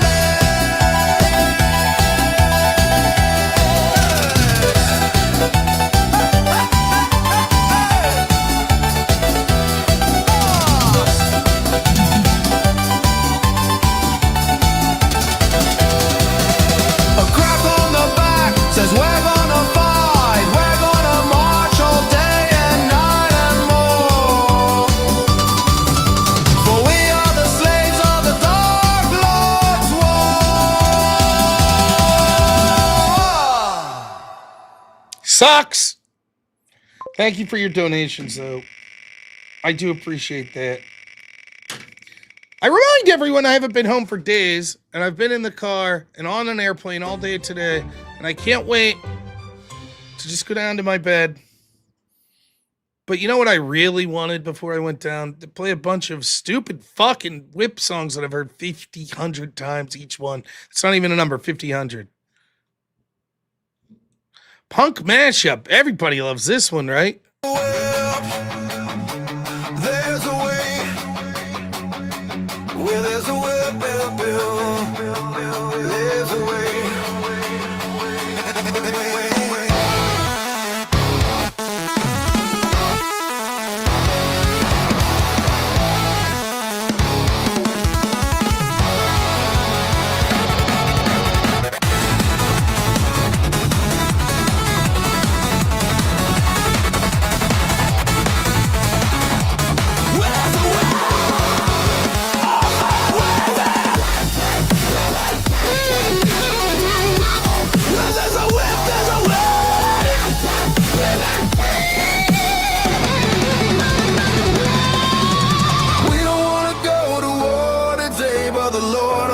Says nay, nay, nay. We're gonna march all day, all day, all day. Where there's a way, there's a way. Where there's a way, there's a way. Where there's a way, there's a way. Where there's a way, there's a way.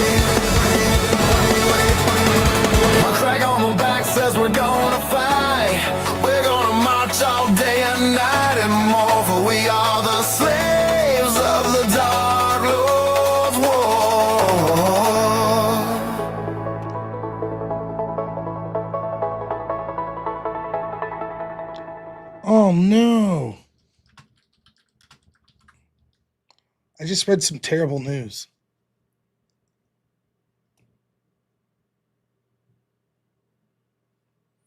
I have bad news, for real. One of my all-time favorite musicians just passed away. David Allen Coe. In all seriousness, one of my all-time favorite musicians.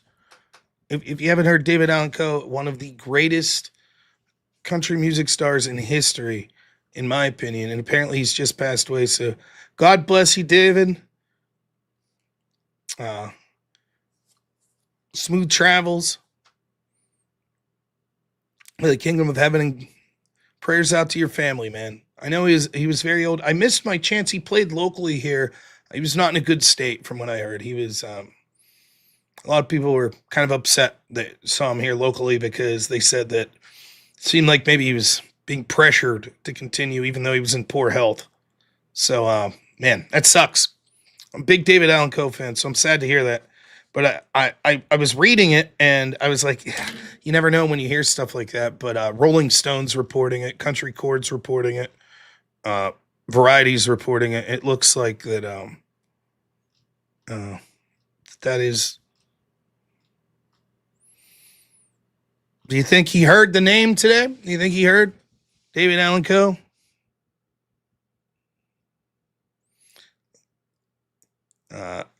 This famous song says, the only time he knows he'll hear David Allen Coe is when Jesus calls his final judgment day. So you got it, man. So God bless. Terrible news. Terrible. Blaster bought another 100. Says Machiosaurus not flary. This theropod from Madagascar had front teeth that angled out prominently from its snout, likely for catching fish. Here's hoping for some experimental wuss trap or triceratops trip up. That adds 2 more. So we still have 7. Good Lord. All right. Oh, and then Blaster bought $150. Unbelievable. What an absolute Chad. I'm with you, man. $150. Let's play a country whip song. You got it.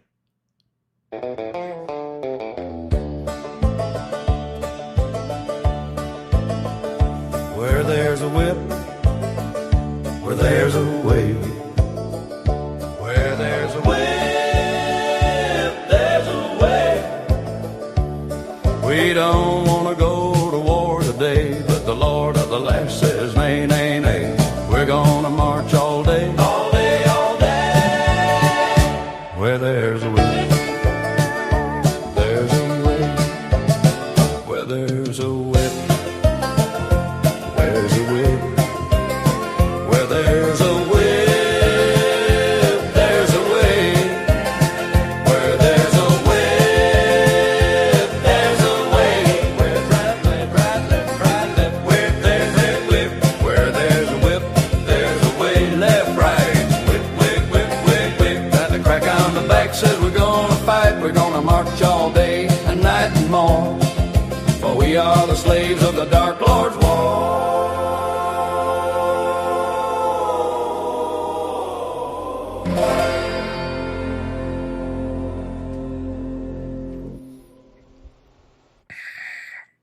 God bless you, David.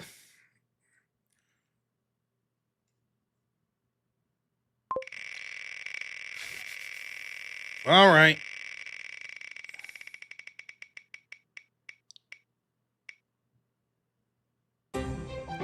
Oh, my friend Avarice, one of his favorites. And appropriately depressive, giving the news about the great David Allen Coe.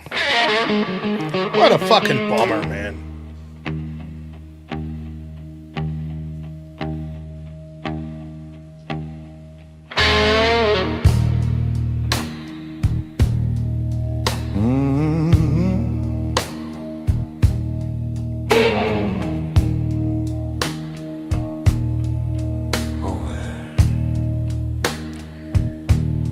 Well, there's a whip, there's a way. Well, there's a way. There's a way. We don't want to go to war today, but the Lord of the land says nay, nay, nay. We're gonna march all day, all day, all day. Well, there's a whip.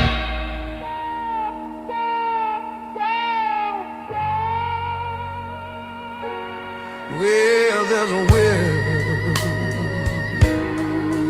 There's a whip.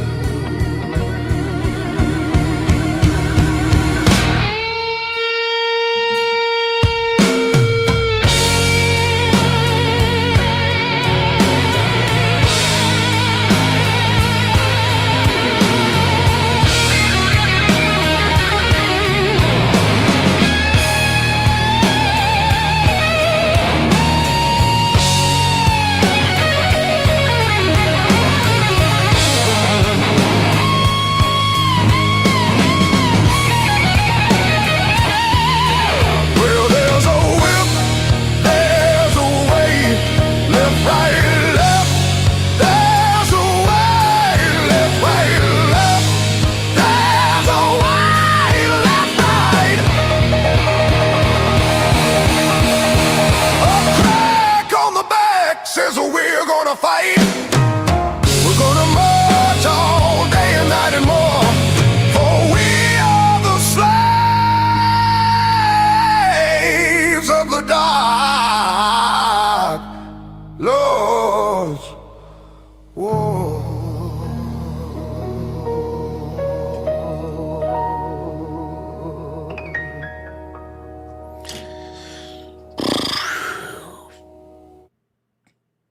That's a fan favorite, I think. At this point, there's a couple I hate the most. And then other than that, it's short. I just want the shortest ones possible. That's it. This one doesn't count, so we're just respinning. I gotta do something about that.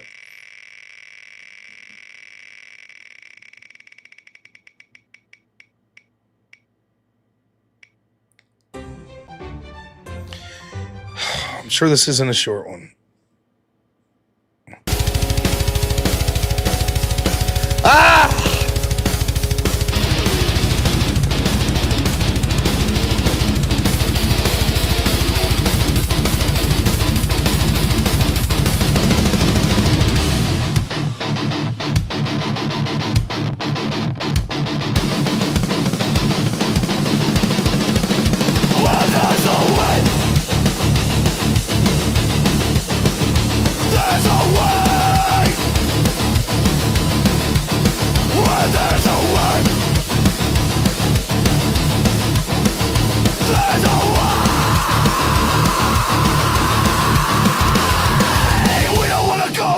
Today, but the Lord of the Land says nay, nay, nay. We're gonna march all day, all day, all day. Where there's a whip, there's a way. Where there's a way, there's a way. Where there's a way, there's a way. Left, right, left, there's a way.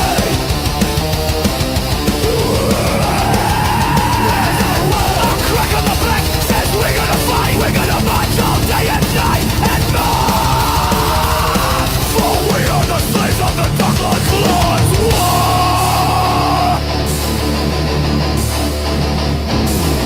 Where there's a way, there's a way.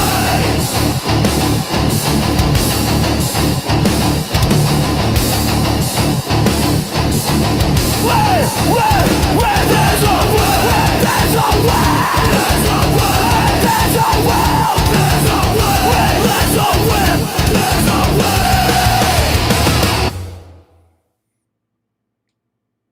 Still here? Anyone still here? You fucking lunatics. 4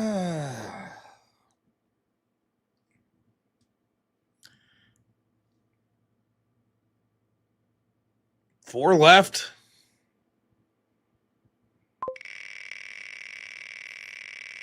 Yes, well, Wade's still here. Wade will be here all night.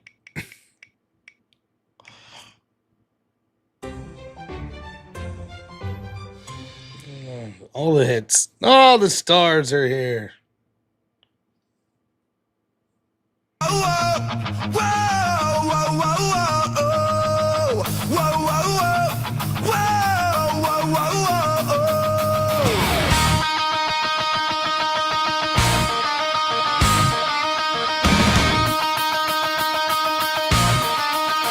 Where there's a will, there's a way.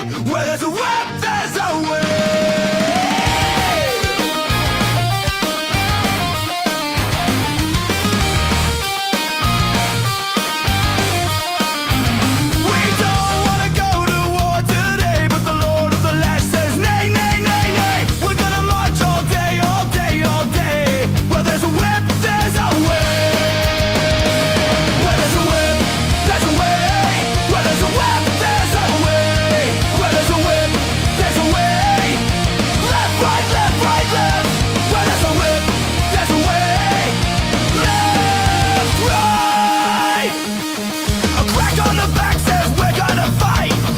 March all day and night and more, but we are the slaves of the Dark Lord's war. Where there's a will, where there's a will, there's a will, way. Where there's a will, there's a way. Where there's a will, there's a way. Where there's a will, there's a way. Left, right, left, right, left. Where there's a way, there's a way.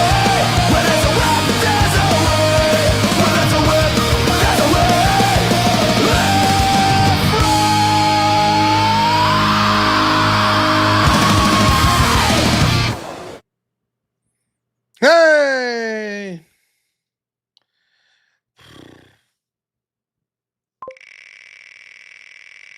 Two more. Fucking hell. Such a long day. I feel like 1920s scat. That's exactly how I feel.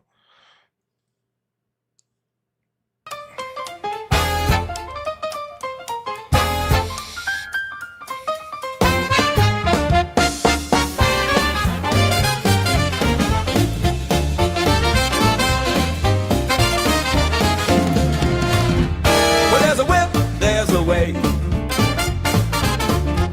Where there's a whip, there's a way. We don't want to go to war today, but the Lord of the Land says, nay, nay, nay. We're gonna march all day, all day, all day. Where's the whip? There's a way. Where there's a whip, there's a way. Where there's a whip, there's a way. Where there's a whip, there's a way. Where there's a whip, there's a way. Left, right, left, there's a way. Left, right, there's a way. Left, right, left, right, left. Where's the whip? There's a whip, there's a way. A crack on the back, still gonna fight. We're gonna march all day and night and more. But we are the slaves of the Dark Lord's war.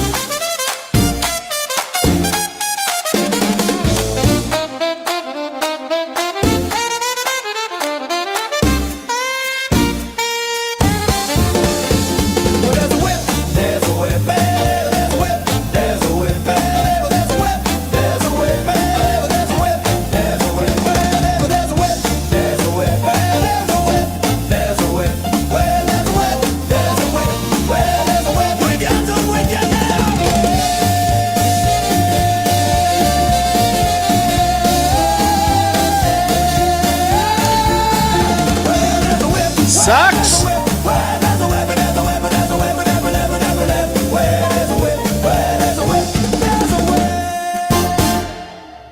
All right, Blaster Bot. $100 says, just think, Rob, be doing so many other things like sleeping. Yeah, that's the one thing I could be doing. But a nationally syndicated radio host learning dino facts like Incisivaris, Gutheri, an early crustaceous herbivore with large bucktooth front teeth resembling those of a rodent. Instead, yes, thank you, Blasterbot. What a legend. Now, listen, I did calculate. I was wrong. I actually owed 3, not 2. And now that Blasterbot donated another 2, that's 5 I owe. It's not 6, it's 5. Everybody always trying to cheat me. I do not owe 6. All right, here's the deal. I'll count, and if I owe 6 instead of 5, then I'll play 7. But if I owe 5 and you're wrong, then I'm only playing 4.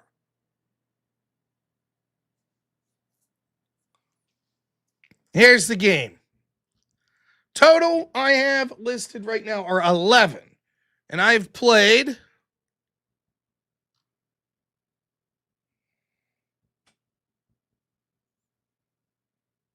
7.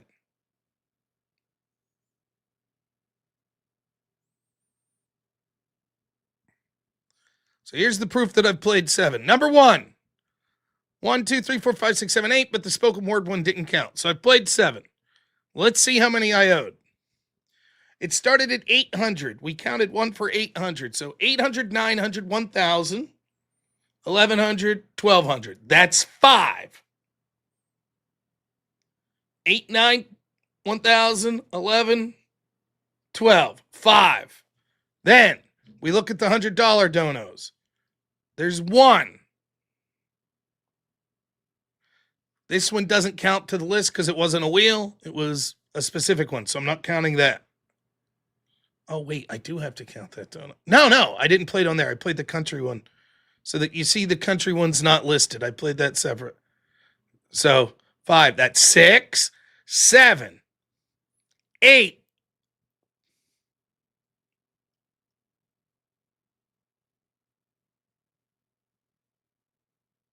9.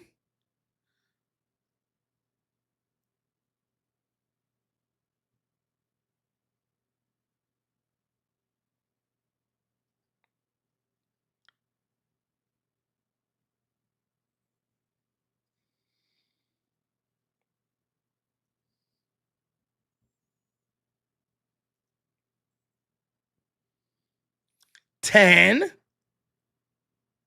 11.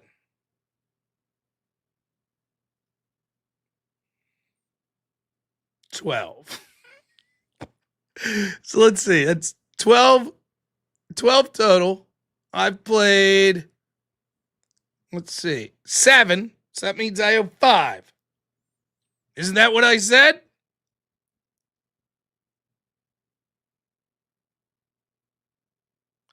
The $150 was a wheel. It was not a wheel. $150 is a specific song. The specific song was country. We played the country song. That was not on the wheel.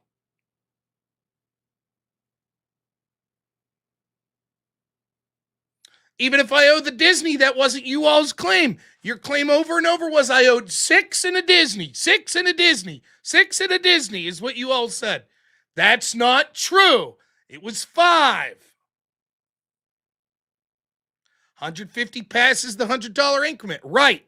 So the way we caused the $100 increment, it started at 800. 800, 900, 1,000, 1,100, 1,200. That's 5. Then we had 7 more to take us to 12. So far I have played, as you can see here, 7. 12 minus 7 is 5.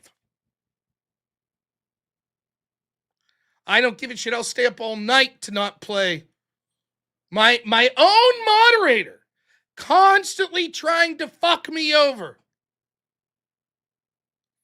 Again, $150 for the specific song. Yes, we factored in the free spin for passing over 100. That was passing over from 900 to 1,000. We count that in. 800, 900, 1,000. That's the 150. Got us over 1,000. 1,100, 1,200. Counts.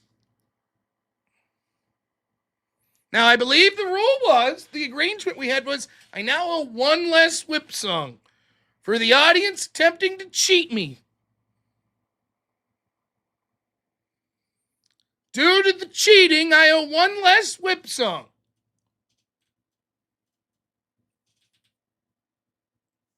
How's that?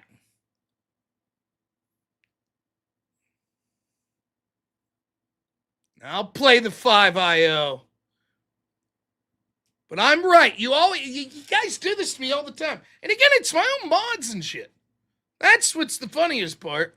Like everybody, Piano Dean, thanks. How you doing, man? It was a pleasure to meet you.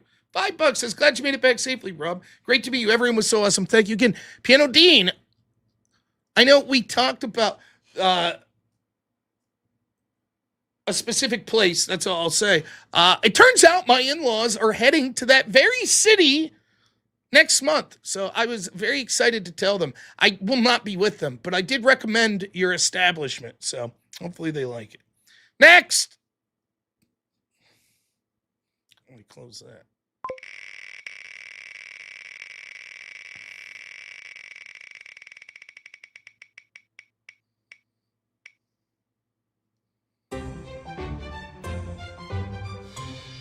Oh, indie beatbox. That sounds horrible.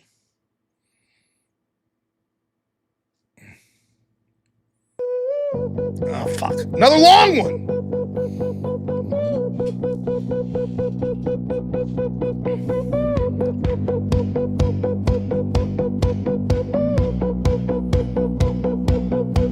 Where there's a whip, there's a way. Where there's a whip,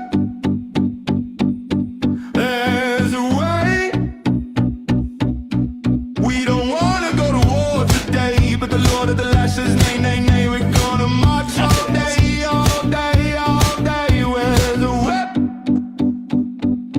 there's a way. Where there's a whip, there's a way. Where there's a whip, there's a way.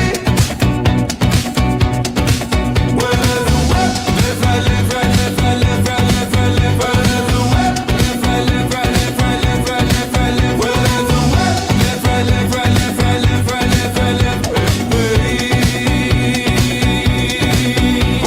The crack on the back says we're gonna fight, we're gonna march all day and night and more. We are the slaves of the dark Lord's war. Where there's a whip, there's a way. Where there's a whip, there's a way. Where there's a whip, live right, live right, live right, live right, live right, live right. There's a whip, live right, live right, live right, live right, live right, live. Where there's a whip, live right, live right, live right, live right, live right, live right, way.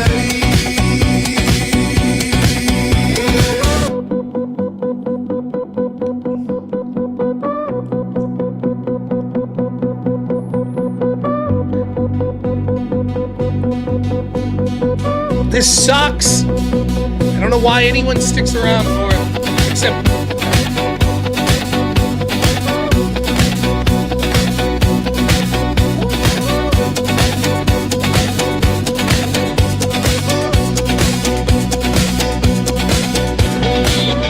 Left, right, left, right, left, right, left, right, left, right, left, right, left, right.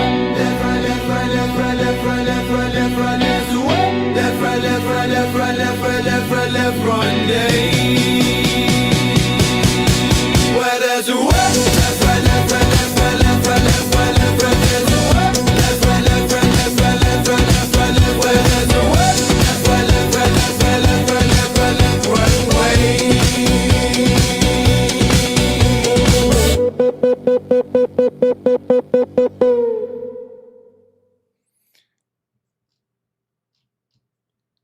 Chop Chop.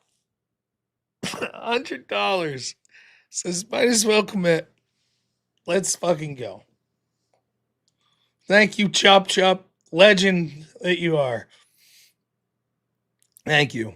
I appreciate that. Caleb, $10 is for the cause. Thank you, Caleb. All right. I owe 6 more now.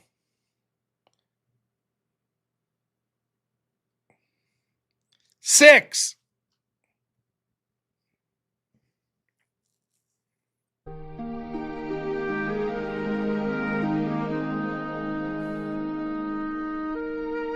Where there's a will, there's a way. Where there's a will, there's a way. We don't wanna go to war today, but the Lord of the Lash says, nay, nay, nay. We're gonna march all day, all day, all day. Where there's a wind, there's a way.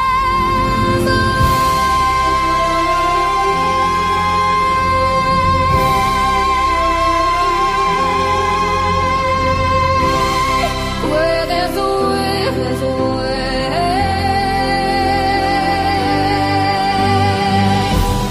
Where there's a will, there's a way.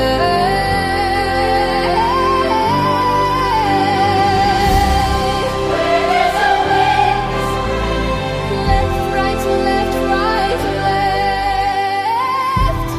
Where there's a will, left, right. The crack on the back says we're gonna fight. We're gonna march all day and night and more.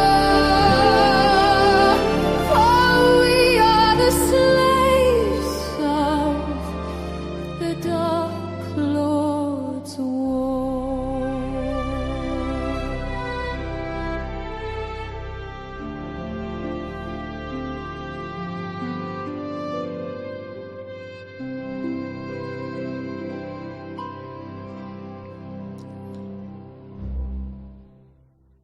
I'm proud to say I snuck that in without that maniac showing up. Next! I thought for sure he's like Beetlejuice. He just pops up. I was like, oh, he's gonna. All right. 06. All right.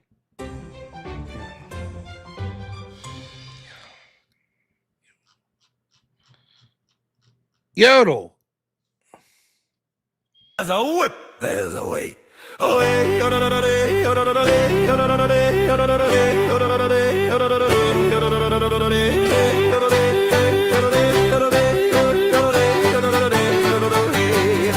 don't want it.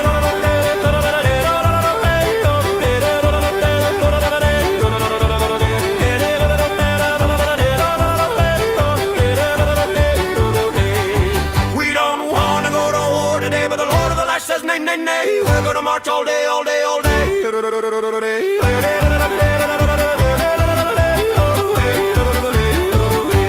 there's a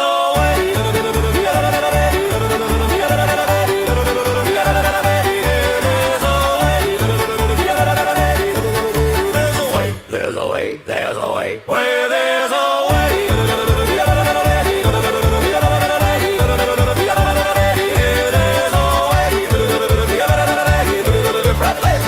there's a way, there's a way. A crack on the back says we're gonna fight.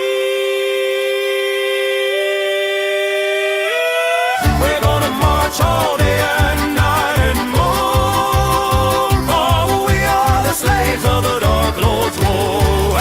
There's a way, there's a way.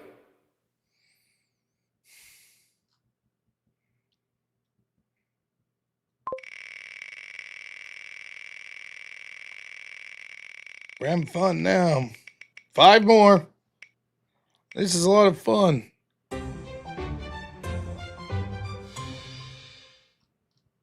Brian Shapiro doesn't have to play whip songs. Just saying.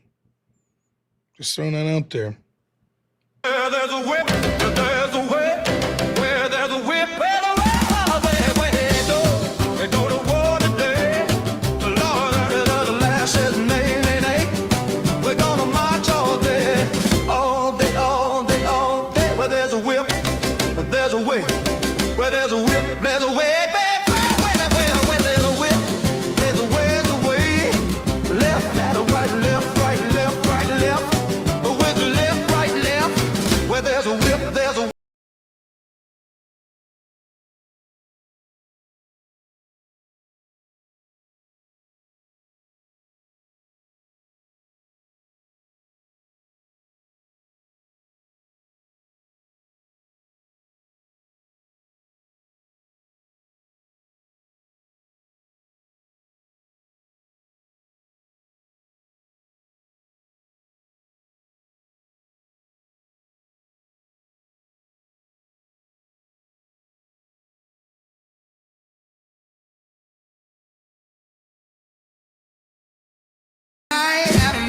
for we are the slaves of the dark Lord's war.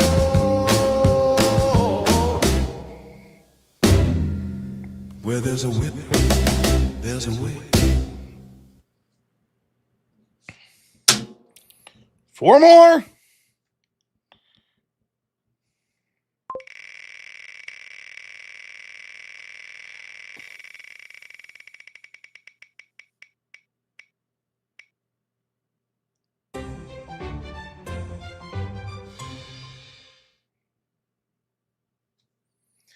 We did miss I'm Speaking Now this week, so.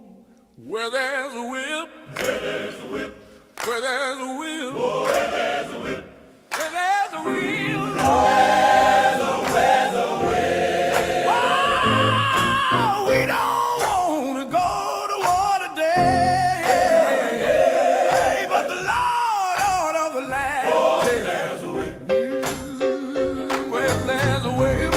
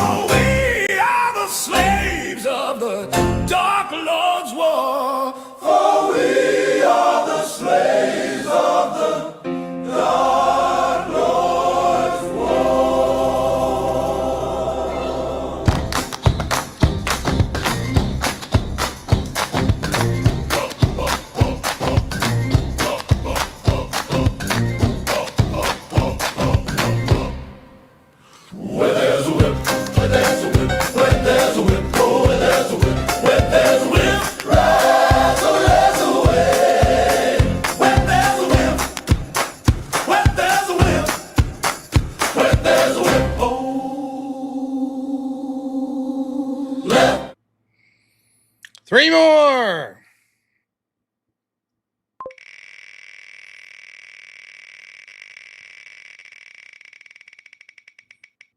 Should have an Irish whip. Of course there's an Irish whip song.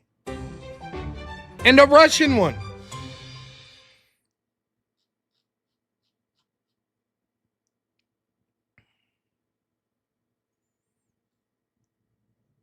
There's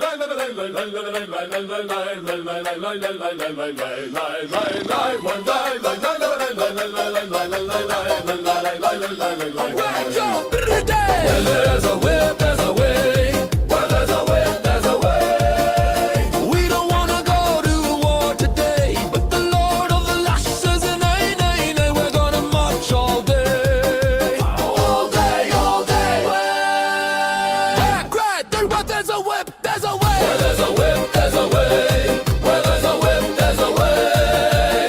Left, right, left, right, left. Where there's a whip, there's a way. Left,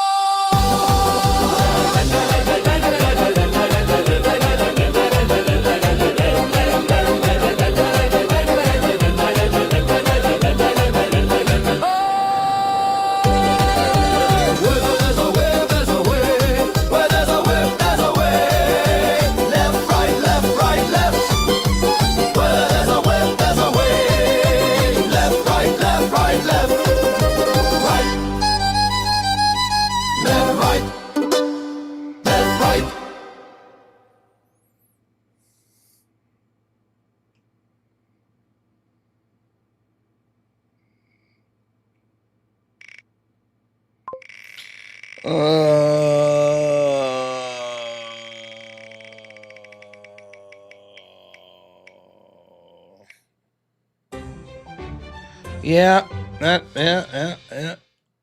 that sounds about right. Yeah. Oh, 3 minutes. Fucking super. Great. Grand. Uh-huh.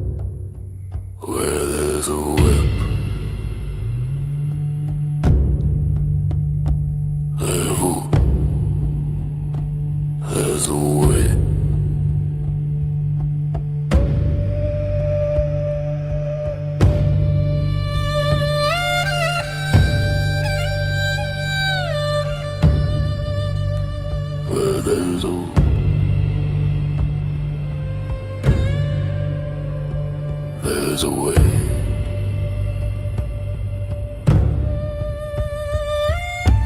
We don't wanna go to war today, but the Lord of the Lash says, nay, nay, nay, we're gonna march all day. All day, all day, where there's a whip, where there's a whip.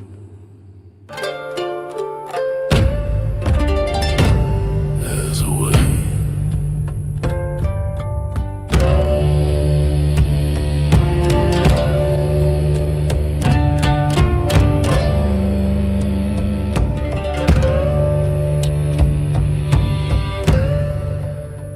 Where there's a way.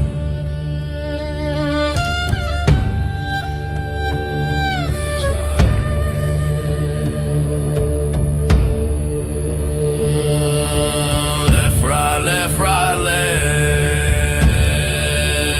Where there's a whip, there's a way.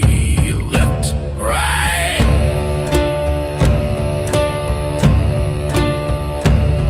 Hey.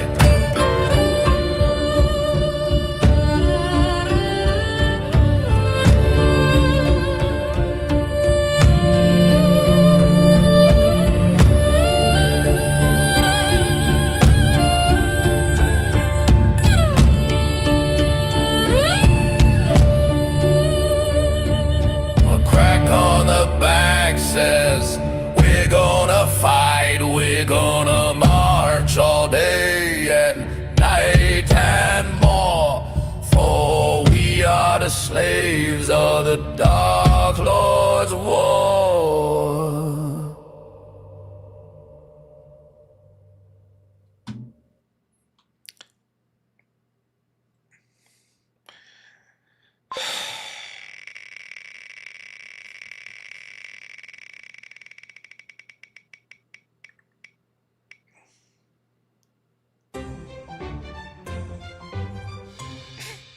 Fuck shit.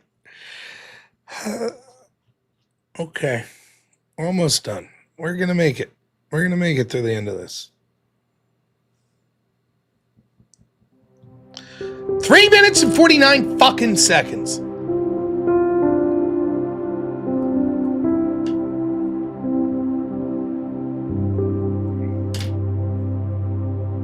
Oh, no, this is wrong. Oh, thank goodness. This is, oh.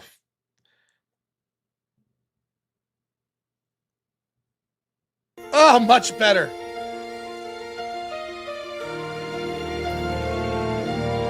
Almost fucked it up.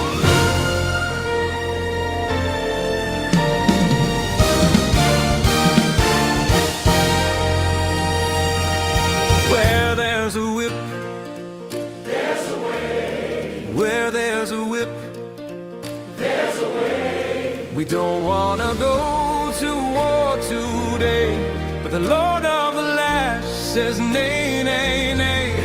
We're going gonna march all day. All day, all day. Where there's a whip, there's a way. Where there's a whip, where there's a whip, where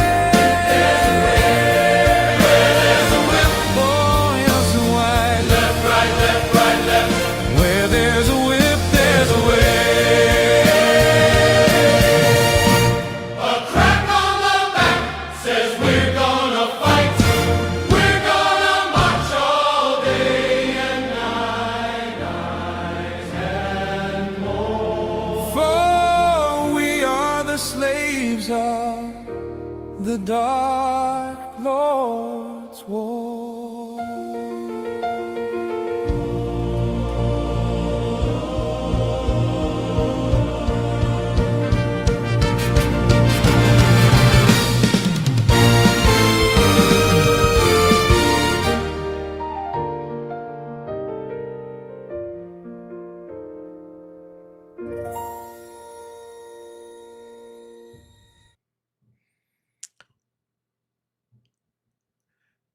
Well, mercifully, I think we're at the last one.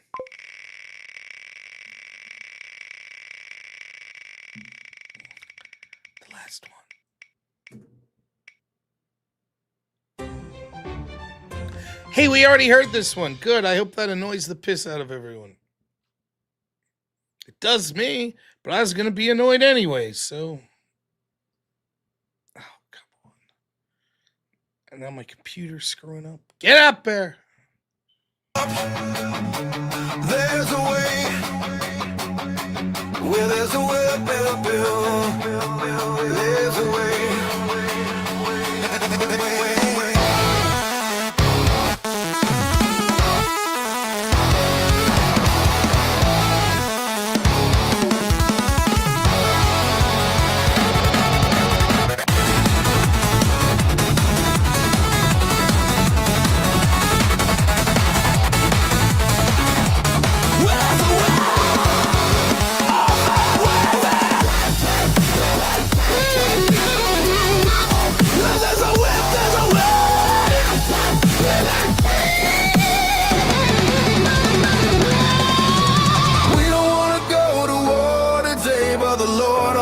Says nay, nay, nay. We're gonna march all day, all day, all day.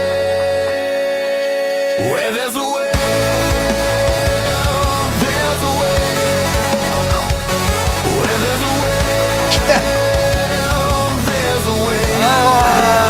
Where there's a way, there's a way. Where there's a way, there's a way. A crack on the back says we're gonna fight. We're gonna march all day and night and more. For we are the slaves of the Dark Lord's war.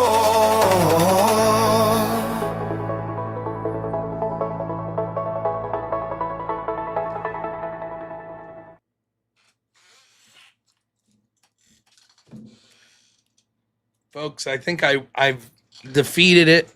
I've defeated it. I feel like I've won. Now community whips are not allowed. The community whip is you could all donate $98 to get to 1,500. So if we get over 1,500, we would spin another one.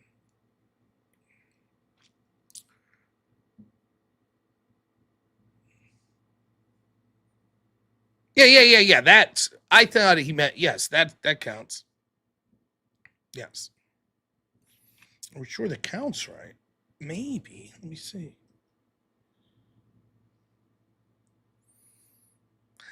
Oh, maybe that put us over. I don't know, but I won't fight it because I think I suspect that I didn't count getting over 1,400. So I will do one more just in case. That could be. Oh, fuck. This is a long one.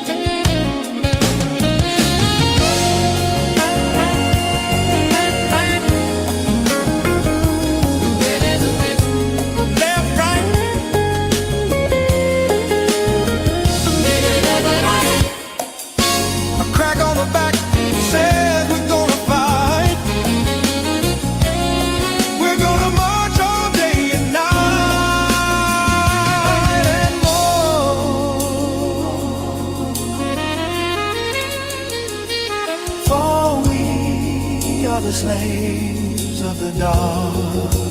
Lord, Lord, the water.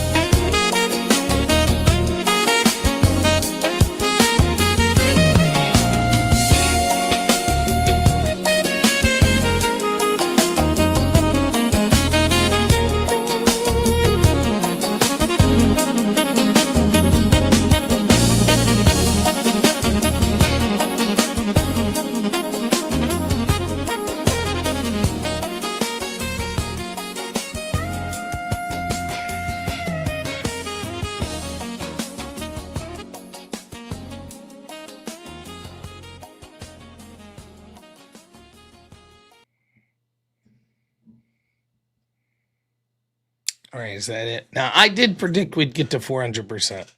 I don't know. It is very graphic. I wonder how many conceptions have occurred thanks to the Yacht Rock whip song. It's good to be home. And it was fun to do a show tonight. I don't know what would be 400%. We'd need like what? $50? I don't know. Something like that. Well, that's all right. If we don't make it, that's fine.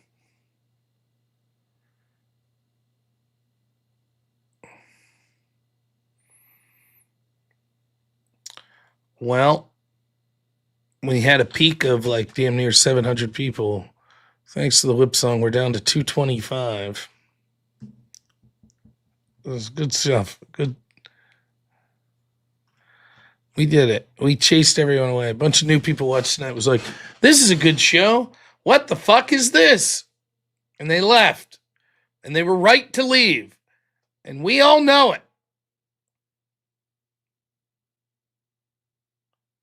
You know that we all know it that are still left here. We know they're right.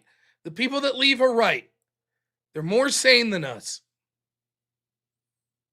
It's the blue button, red button discourse all over. Us that are left are red buttoners, and those that leave are the blue buttons. It is not my lack of enthusiasm. I have a general lack of enthusiasm. So I talk Speakeasy 9 o'clock tomorrow. Will be streaming. Will be the no prep debate. I have no idea who I'll be debating. I have a prediction though. I think I'll win.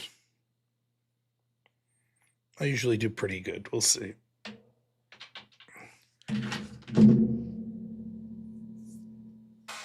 Yeah, the red buttoners do want to see the world burn. That's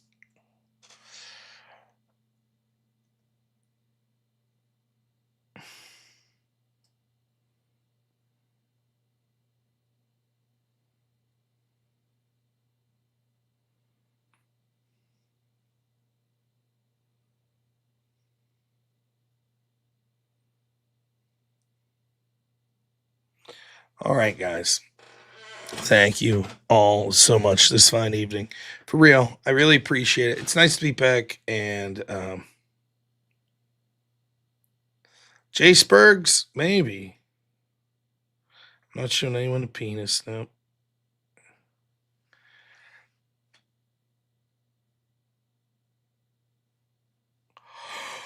Oh, we're gonna wait. What did I click? It's forever ago. We're going to raid Abe Dinkus. Why not? Thank you so much to all of my mods. I think 400%. I don't know. I can't do the math. Here, wait. I can't do it. I know how.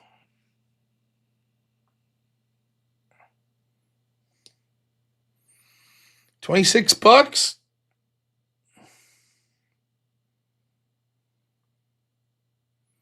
$26, I think, is 400%. I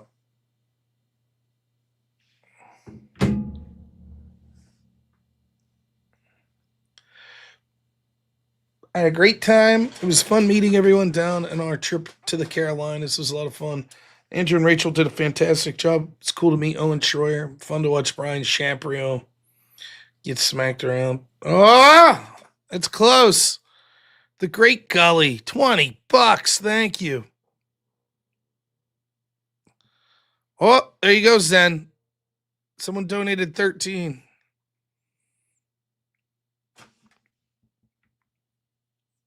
But it was a lot of fun. So first off, thanks to all my mods that are wonderful here. I really appreciate all of you. I really do. Thanks to everyone who donated, liked, subscribed, etc. Oh, there it is. That's it. Bam! Wandering Construct, $20 said should get you to 400%. Yes! Thank you. And then JW Thorpe, $20 says goal. What's that? That's another whip. You're only $46 away from another whip. I could do one more goal. Goal.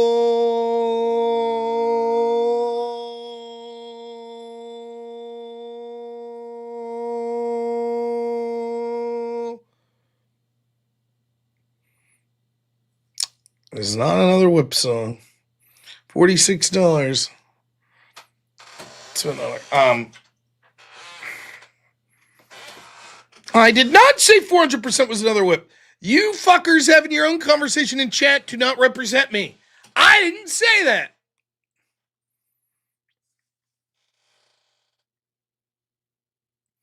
Anyways, what was I saying before I was rudely gaslit by my own mods? I'm just going to wholesale fucking get rid of my whole crew. I'm going to bring in AI bots to fucking replace. Of course, they'll probably like the fucking AI songs even more.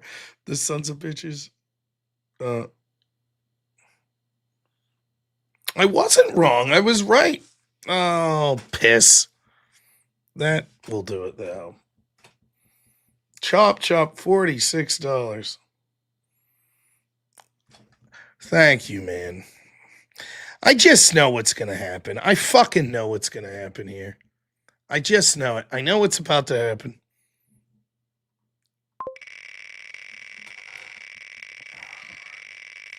I didn't even want to look.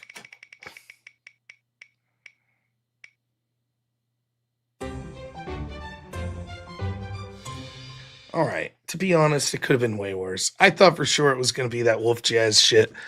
Just to cap off, I just thought, what is this harsh horse techno? What kind of weird fucking ideas? 3 minutes, great.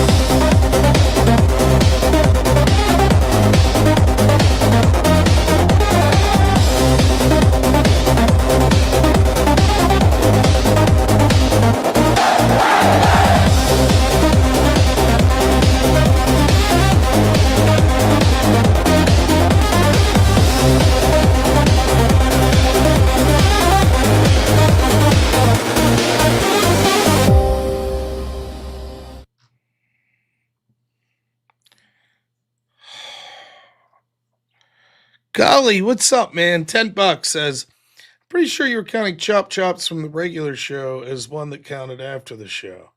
No, I don't think so. What are you talking about? Chop chops from the regular show, one that counted after the show. Oh. Chop Chomp donated $21. It's like, hey, a whip song, because it took us to exactly $800. I said, normally that wouldn't count, because we would only count that once we announce the whip song, but I will count it. Then I said, when I started counting, I said 800, 900, 1,000, 1,100, 1,200. That's how we got those 5. Then I counted up the rest of them, and we had 7. That was 12. So Chop Chop's already counted.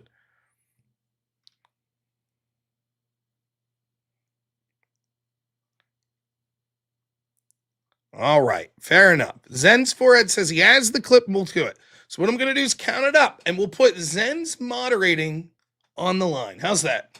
I'll play the song if I'm wrong. I'll count him up. But if I'm right, Zen's no longer a moderator. How's that sound? I'm just kidding. You gaslighting sacks of shit? It's good fun, though. Good fun. High stakes. How about this? If I'm wrong, I'll play another whip song. If I'm right, then Zen's got to do the show from now. I retire. Zen takes over doing the show. How's that? Oh. All right.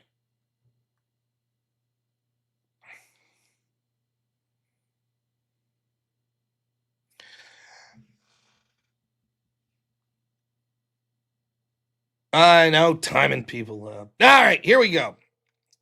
Thank you guys all. I appreciate all of you. Thanks to my great mods, even if they're gaslighting me, they're rotten bastards. Thank you to everyone who liked the stream, donated.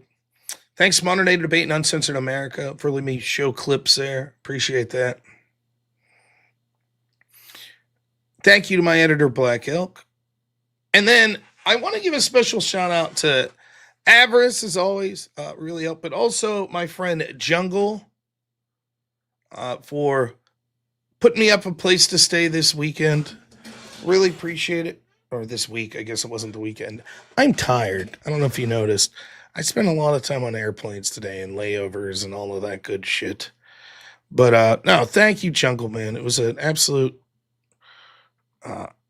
incredibly generous of you to put me and everyone up that you did. Appreciate it immensely. So really appreciate it. We're gonna rate Abe Dinkus.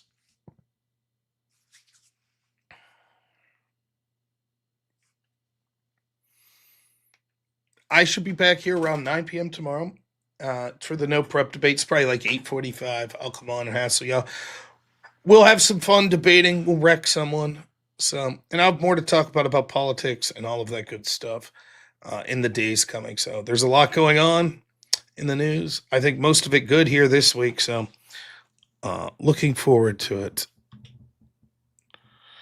All right, take a moment.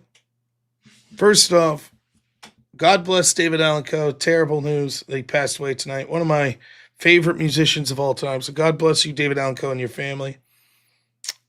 Thank you, Imaginarium. And take a moment to just think about the life of Charlie Kirk, how they killed him, mocked his family, and know what the stakes are. And just what the left wants to do. They're going to be desperate now. They're going to hate these Supreme Court rulings. So say a prayer for Charlie and his family. Say a prayer for these Supreme Court judges. You'll see. They hate that shit. The courts doing shit to stop their racism and their race-based policies. They're going to be furious. So say a prayer.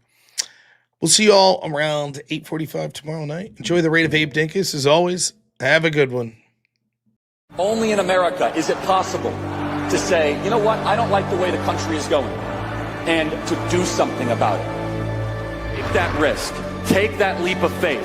Stay involved. Trust God and act obediently. Romans 12:2 verse, that God will use all things for good for those who love him. It's bigger than you. I want you to remember that. It is bigger than you. It's bigger than me. You are here to make somebody else's life better, the pursuit of liberty and freedom. You know what gives me strength? The hundreds of thousands of you that say, Charlie, keep going. 1 Corinthians 5 and 15. So that's all pretty amazing evidence, not just intra-biblical evidence, but extra-biblical evidence that Jesus Christ was a real person. He lived a perfect life. He was crucified, died, and rose on the third day, and he is Lord and God of all.